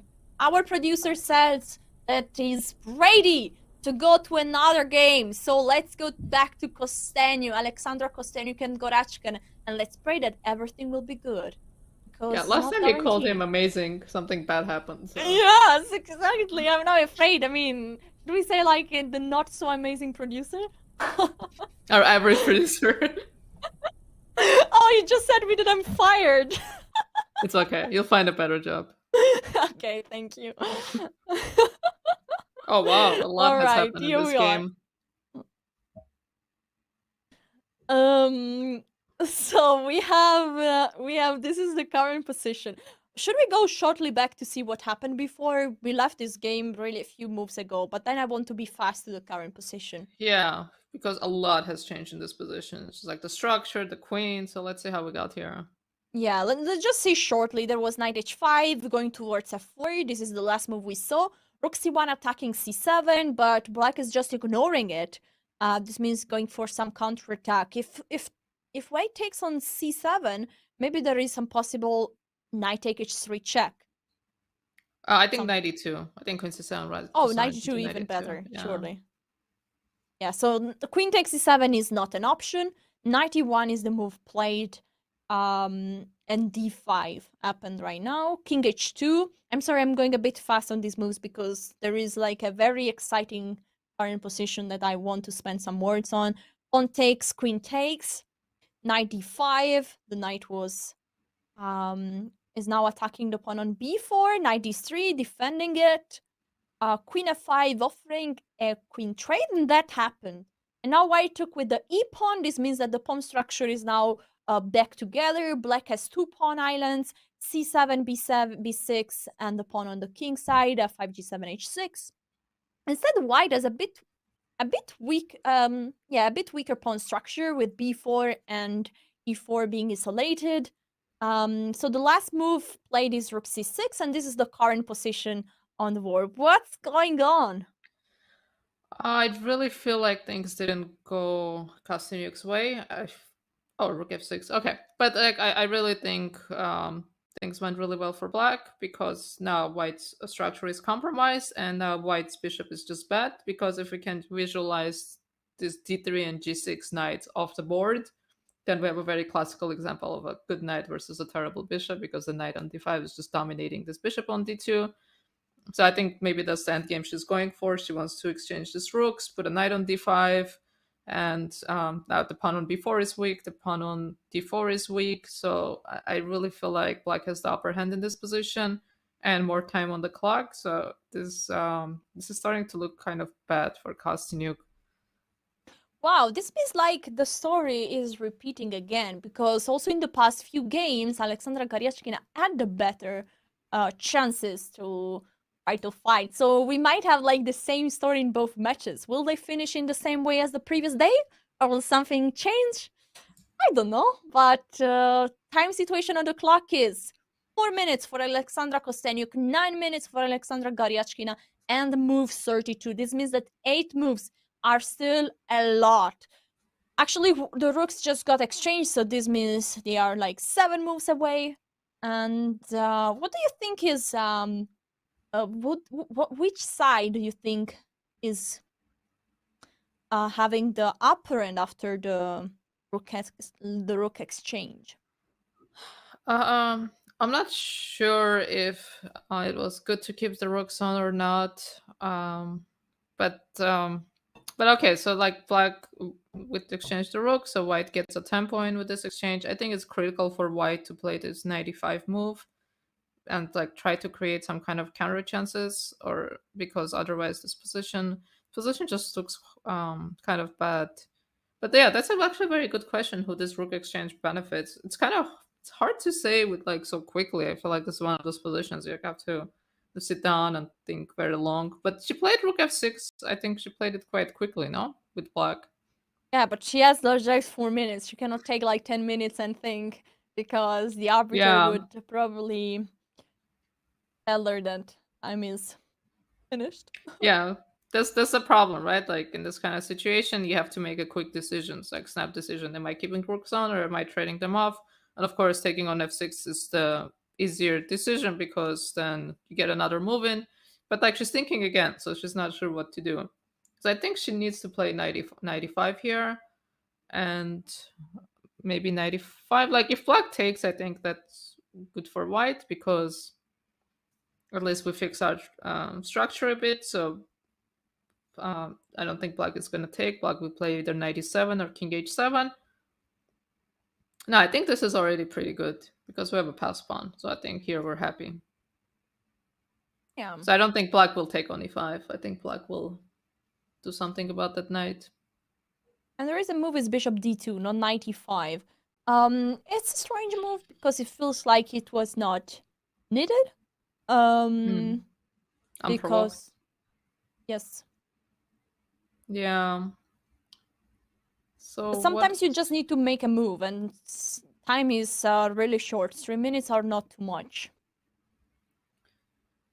Yeah, but now she doesn't have king g3 to bring her king because knight e4 is a move. So maybe black can start bringing her own king into the game. Maybe like if we see like we see such a clear path for this king, right? King g8, king f7, e6, e5, this diagonal, and if the king ever gets to d5 or c4, it's just gonna be game over. Just gonna collect everyone. Bachmann. But I think king. this, yeah, but I think this knight e5 move is still in the air. So maybe it's some kind of counter chances. Yes, I So guess. what move? Yeah. We're on move 34, so we have 6 moves to go, and she has 3 minutes. So that's a pretty tough situation for her. Yeah, the problem is that 6 minutes is the exact time needed for the king to get to c4, and after that the game would be over. So, are important 6 moves, right? Yeah. Yeah, so black also has to think how she wants to... And she's starting. She's starting to go. King King g8 on the board. This is also unpleasant when you're low on time and your opponent starts to play quickly, especially when they play quickly and well. Then you feel all this pressure because you have to find moves, and like black's moves are very natural, right? Like the king just running to d5, and now white needs to find a way to stop it. So knight e5, maybe she feels like it's a big committal decision, but if she doesn't do it, I don't know what else she can possibly do, because again, like we're in a situation that white has to find moves, and maybe it's not so clear what moves she has to find. Yeah. It's hard to... Also, 95 is always a move that needs to be taken into consideration for white, trying to simplify the position. But generally, I feel like that there is a problem with these 2 weak pawns on b4 and d4, plus the fact that they are on the same square of the bishop, because this bishop is really a bit passive right now. Because maybe imagine if the bishop would be on c4 now, and maybe bishop plus knight could really limitate the king. For okay, the bishop on c4 wouldn't have allowed the move king g8, so the king would have been stuck on h8. So that would be probably better for white, but still, white would have to solve the long-term problem of the weak pawns. Yeah, but white has the wrong bishop. That's a problem, right? Usually, when you have isolated pawns, as we learn, ideally you want to be left of the bishop of the opposite color than your pawn. So because 2 isolated pawns are in dark squares on b4 and d4, white would prefer to have a light square bishop, and to control this square in front of the pawn so the pawn doesn't get blockaded. But now she has the wrong pawn. Okay, she plays f3. She's stopping the knight from coming in. But I think black's next move... But actually, black's next move, king f7, runs into knight e5 check. So I don't know if that's forcing the trade of knights, basically forcing knight to e5. So I wonder if it's something she wants to allow or not.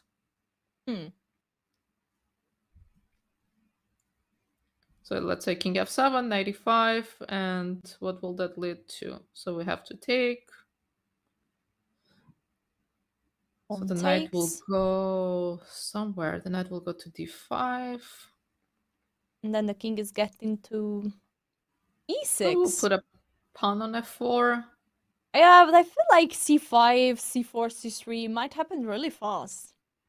Yeah, sometimes his bishops get dominated, right? Like the knight just goes around, kicks the bishop out, and then queens the pawn. So this is becoming pretty concrete. But I think this looks better than what we currently have. I think this knight, this kind of change of structure, getting a passed pawn, fixing one of the weaknesses, I think this would really help white. So maybe this is not something that she wants to allow. So maybe she might go with the king to f8? Can this... But not really, because this is maybe a bit too slow. But maybe it can be an option, like avoiding the knight be trade with check. Yeah, so I think the critical thing that she needs to decide right now is how scary does she think this 95 move is.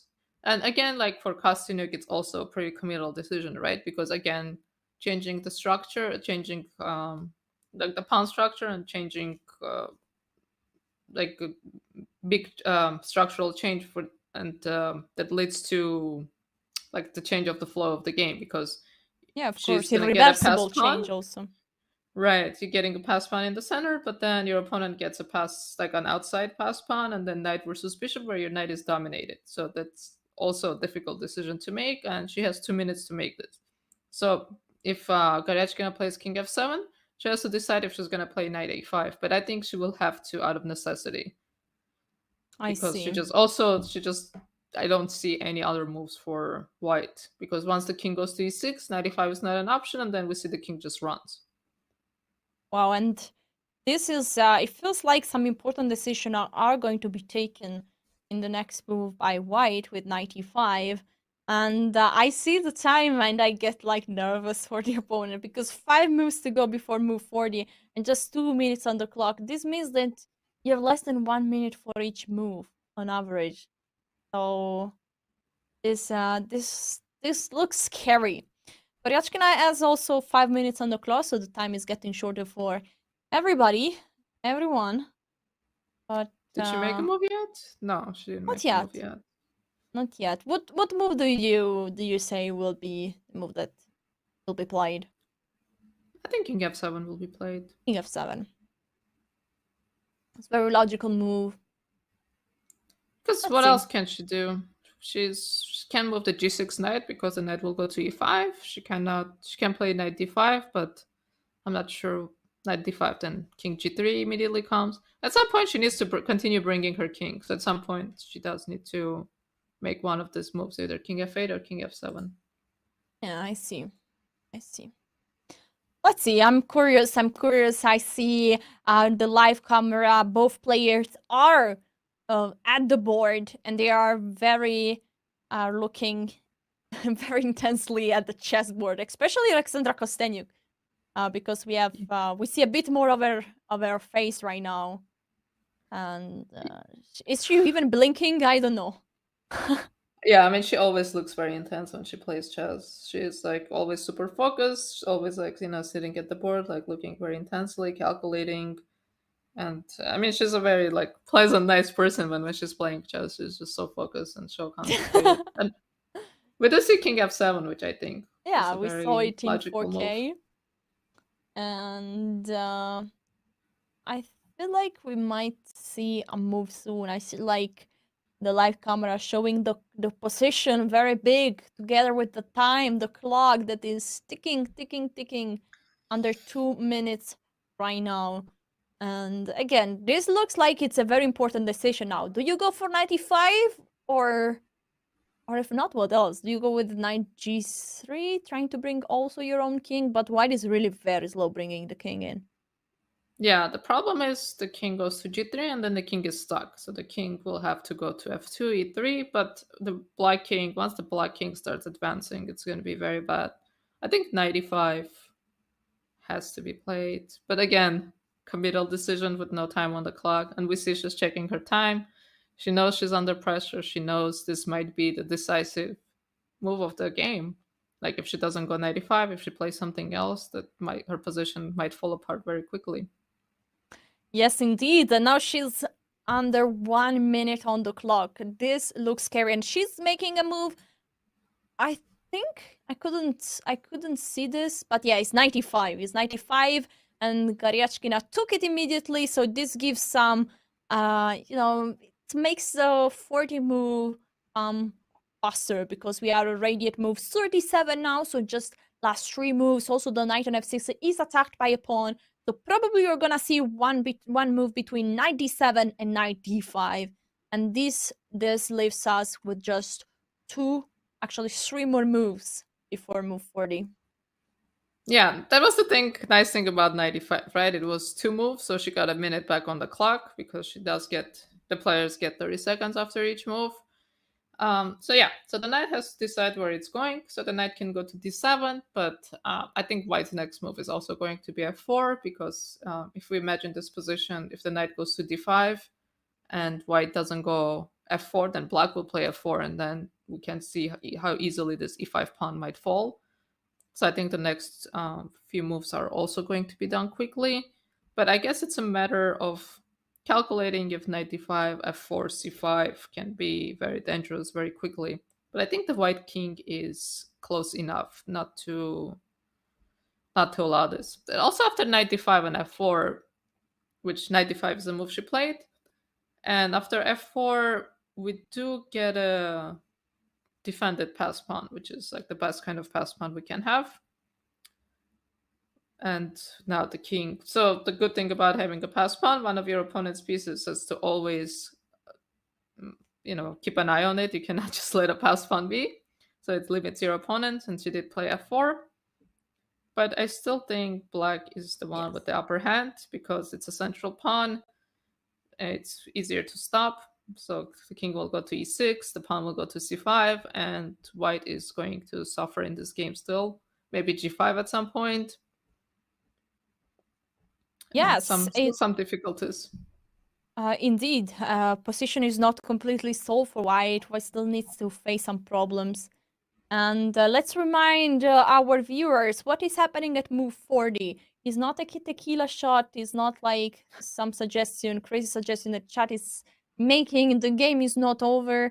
It's just that there is additional time on the clock, 30 more minutes for each player. This means that you don't have to rush into make decisions on the board, but you can take time and try to make the best decision you can and spend time in critical moment without the risk of blunder because of few time.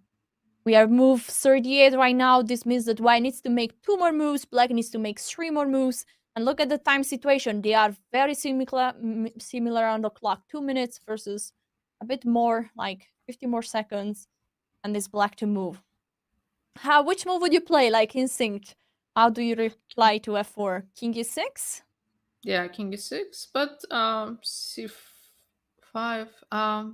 I'm thinking if white ever wants to go b5. I mean, the problem with b5, you go b5, you might just lose that pawn immediately. But king e6, I would think. c5 is also very tempting, but c5 needs to be calculated.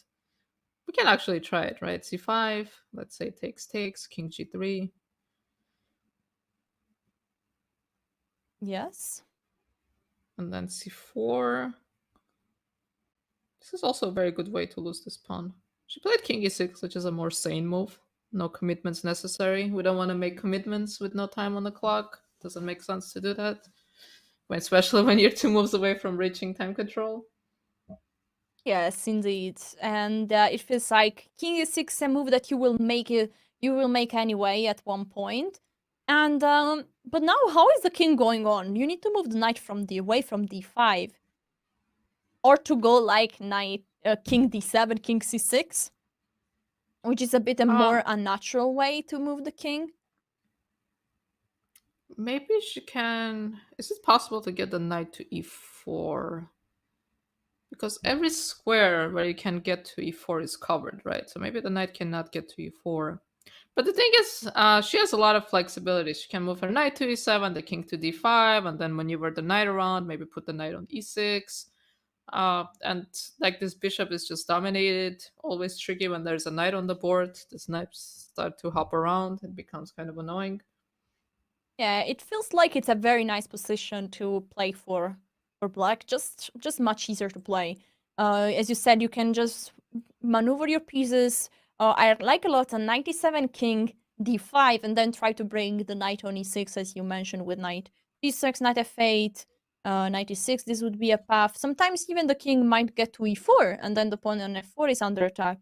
Sometimes there might be idea of g5 attacking f4. So okay, king g3 is on the board. 1 minute for Alexandra Kosteniuk to play the last move before move 40. And 2 more minutes. Yeah.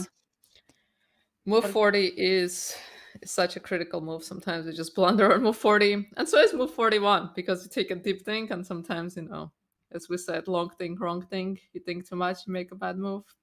But, optically it looks good for black, but maybe objectively there isn't much. But I think black is in a comfortable position to make her opponent suffer for a while. 97, as predicted. The knight is just leaving the square on d5 for the king to join the party and get the. If king of the hill, this will be a forced win. Or do you know king of the hill? I think I played it with my students and they sort of explained it to me, and then I just like lost so quickly because I couldn't. I was like, oh, that's how you win a game. You run the king to the one of the central squares, right? Yeah, I mean, Goryachkina won the King of the Hill because she can play King d5, and in King of the Hill you win by bringing the king in one of the 4 central square. And so yeah, this would be like winning move. By the way, players reach move 40. With this move King d5 on the board, 30 more minutes will be added. You don't see them on the clock because they will be added just once the time gets to 0. So if now Alexandra Kosteniuk will thinks for more than 1 minute, the time will get to 0, but after 1 second remaining, it will be magically to 30 minutes. So this is how this is what happens. I was talking last day with Anna Maya about how scary is to let your time run out, and how we were doing it, that we try to check if we are really at move 40. And she told me that once she played one tournament and she was at move 40, she double checked, she let her time run out, and then suddenly there was no increment and she lost the game on time. Did that ever happen to you? No, what happened to me recently, I also always double check, but I thought I moved to, I reached move 40 and I was about to get up, and then my opponent kind of looked at me funny, and then I was like, uh-oh. And then I looked at my score sheet, and then I see that, on the score sheet you have moved 30, and then you move to the other column that starts from 31, and I skipped a line, and I went to the other column. So it was move 39, and I just like looked at his score sheet, and I was like, oh my god, like why am I move 39? I look at mine, I'm like, oh, I skipped a line. So Ooh. luckily, my opponent, like, because your opponent cannot tell you like where you're going, right? But like part of sportsmanship, they kind of just like when they look at you, it's a bit of a hint, like, what are you doing? Yeah, of So course. yeah. So But he like I gave looked you at the my score hint sheet, in so I the sat there. Yeah. Okay, I think like the time, as you can see in Kosteniuk, reached 000. It's she didn't lose on time, so don't worry. 30 more minutes are added on the time. Let's go to see what is happening in the game between Tan Zhongyi and Katerina Lagno. Extra pawn for black. We knew that there was an endgame, and apparently Katerina Lagno succeeded into creating the B pawn, the But B pass pawn. but I think this is very close to already being drawn, because I don't think she can hang on to all her pawns. I think white found some really good resources, because this b5 pawn, it's hanging. Black has a lot of weaknesses too, right? This f7 pawn. So like what we wanted to do is we wanted the black king to run to the queen side, but if you do that, then you're going to lose all of your king side pawns, and then it becomes one of those races where you lose your pawns, and then your opponents, they queen their pawn, and then it's like rook versus pawn, it becomes some kind of a draw. So I think this one might already be drawn. I mean, I understand there's also the evaluation bar, but like the b5 pawn is hanging, so if you play something like rook b1 to defend it, then I will check you and I'll go king h4 and take your h5 pawn. So how Yeah, let's does try black to show hang the on moves on to? the board. So rook b1, protecting the pawn, So or what do you want to play? H4? Yeah, rook b1 is how did played. yeah, so I think rook b6. No, rook b. Hold on, am I making a mistake? Rook b6, king g5 is a move. Also, king h4 could be something, no? Just attacking the pawn. If you give check, I go back. If king g6, rook Yeah, g8 check. This is also a way. yeah, that looks very simple. Yeah, king h4, king g6, rook g8. You move the king on f6, I go back on b8, and the pawn is still under attack. You give me a check on h1, I move the king back. You need to go protect again, and I hold there. So maybe this game might end in a few more moves. This means that Katerina Lagno might have, in a way, not use the chance that could have been very good for winning a point, a full point. Talking about frustration after this moment, how do you think will be our approach for the last game in case the game ends in a draw? Well, I think the game is actually going to end in a draw. I think we're going to see a repetition either with rook h1 or king g6, rook g8, like you pointed out.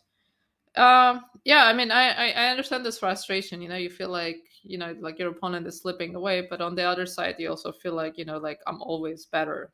Like, Yeah. I always had the better positions. Like this time I was like, I had to fight, but I still managed to outplay my opponent. So maybe she feels like she's just outplaying her opponent. But then when the points are not coming in, it's becoming very frustrating.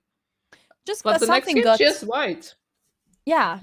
She has white, so she can still fight for white. I think I just had a signalation that here at move 37, there is an insane move that black missed in time trouble. And it's the move f5. And apparently Oh. this might have led to some more concrete exchange and probably maybe winning one more pawn. Oh, that's a nice pin. Oh wow. Yeah, that's a nice move. This is probably a move that chat would have seen in 0.5 seconds. Of course, I'm joking, but they always like these very direct approaches.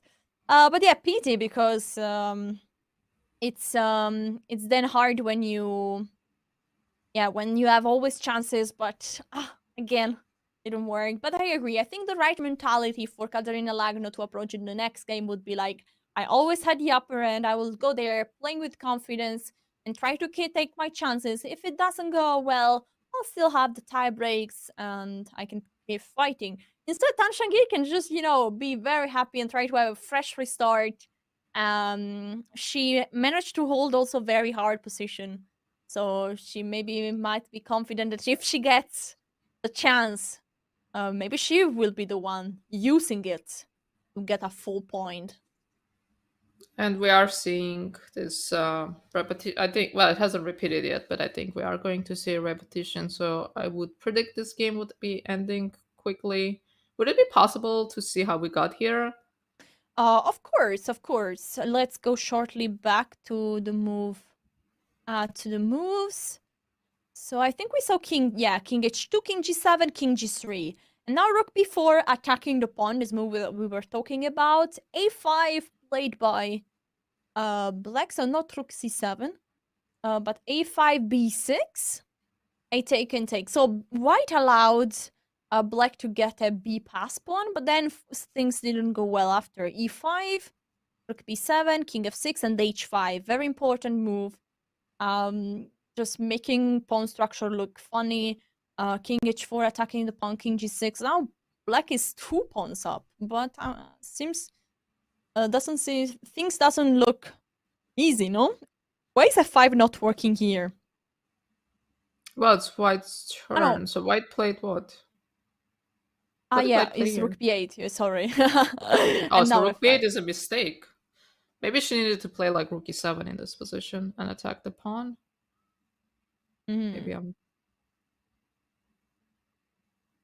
not allowing f5. Now that I know f5 is a threat, I'm looking for ways not to allow f5.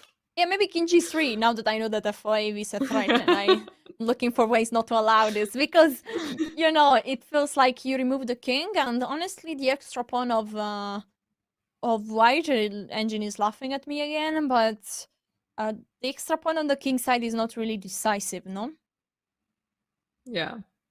And I'm looking at the screen and I can tell from the body language, like Zhongyi, she's like ready for a draw because she had her pen in the hand. It's just like waiting for her to make a move so she can like repeat her moves. I feel like she already feels confident that this game is going to end in a draw from like at least the body language I can tell. At least that's what it looks like to me.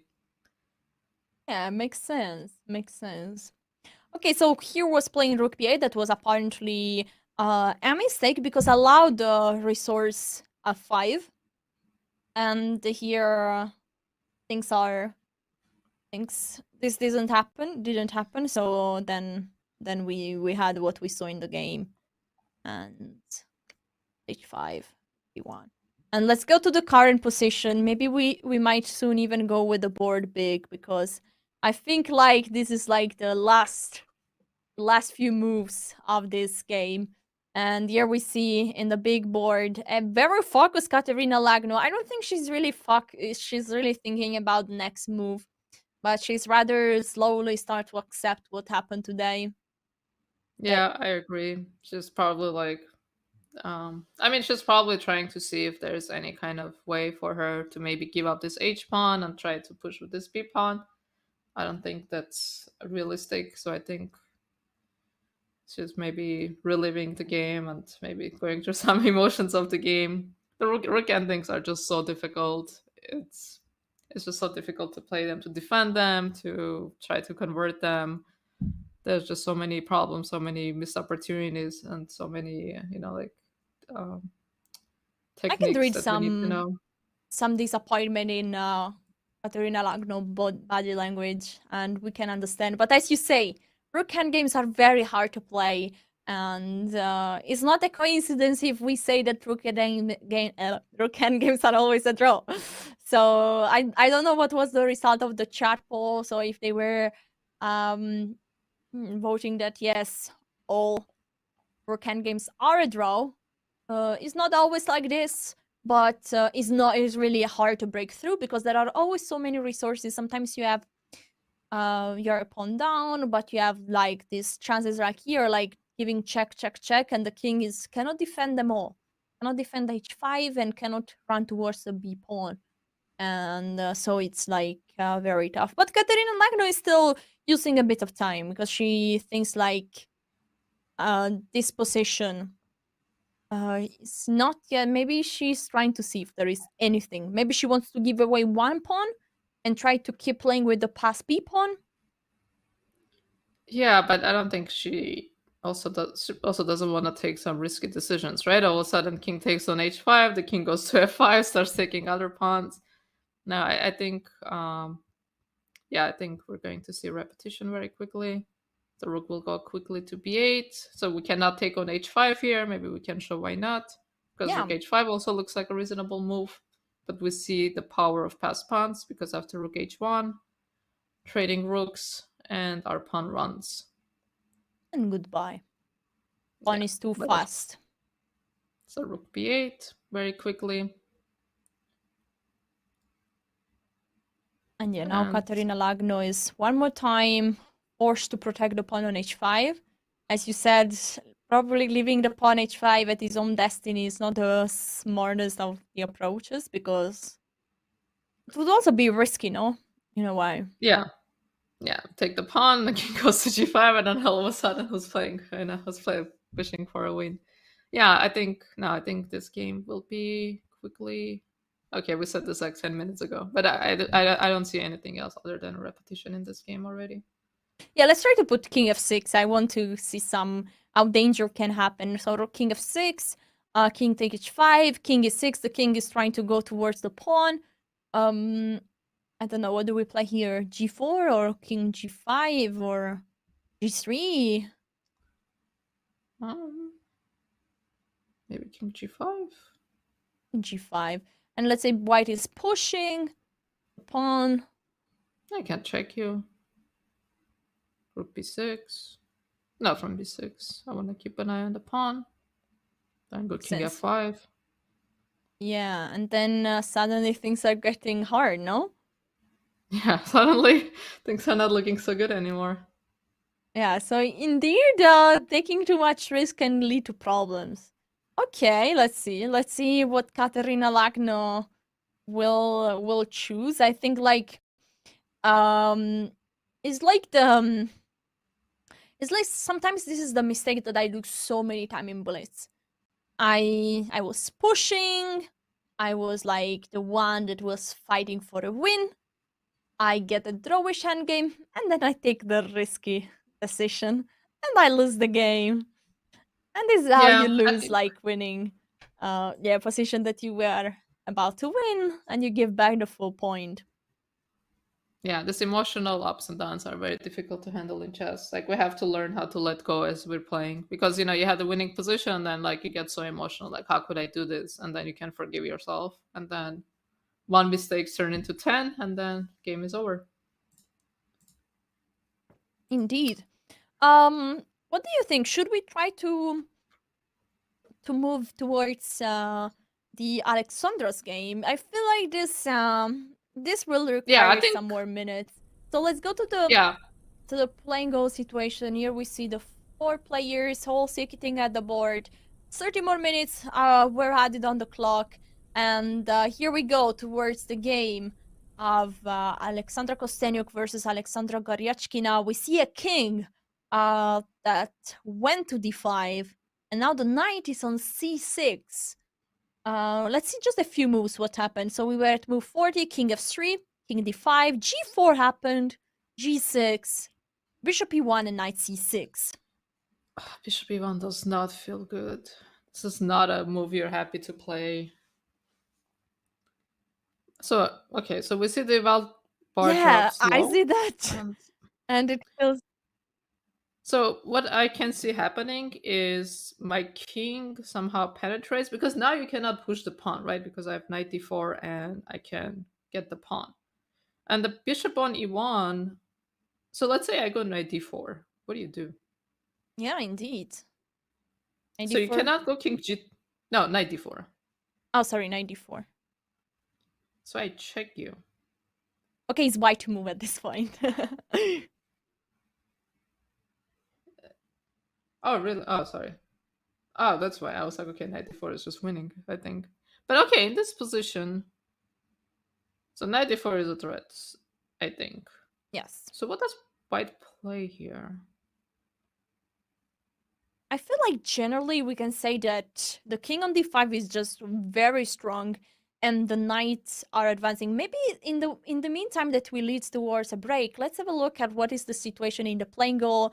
And I think we have on one side one game where it seems like they are just about to agree for a draw. In the other game, we have like an evaluation bar that is just nearly all the way towards the black side. So something like spicy is going to happen in the board, in the chess, in the game between Alexandra Kosteniuk and Alexandra Goryachkina. Ladies and gentlemen, this is the FIDE Women's Candidate Tournament. We will be back to this very spicy endgame after a very short break. What is this? This is duck chess, you guys. This is a new variant. It's called duck chess. Chess, but with a duck. Quack, quack. How to play duck chess. The duck is a brick. Pieces cannot move through the square occupied by the duck. Click on a square to place the duck. Oh, you put the duck to prevent moves of opponent, not yourself. Yeah, so basically you do this, and this cannot move. I'm gonna go knight f6, and I'm gonna put the duck in the most inconvenient place for my opponent to move. No bishop, no queen, so no Londons can permanently stop the London. Capture the opponent's king to win. Oh, wow. Oh, there's no stalemate. Wait, there is stalemate. But the stalemated player wins. Ooh, if only that was real chess. I think I'm getting the hang of this game now. I think I actually am getting the hang of it. I think this works. Oh, that's a horrible blunder. Oh my god, I just blundered. I have to move something else first, then duck, and knight will take my king. This is the best way to lose the duck chess.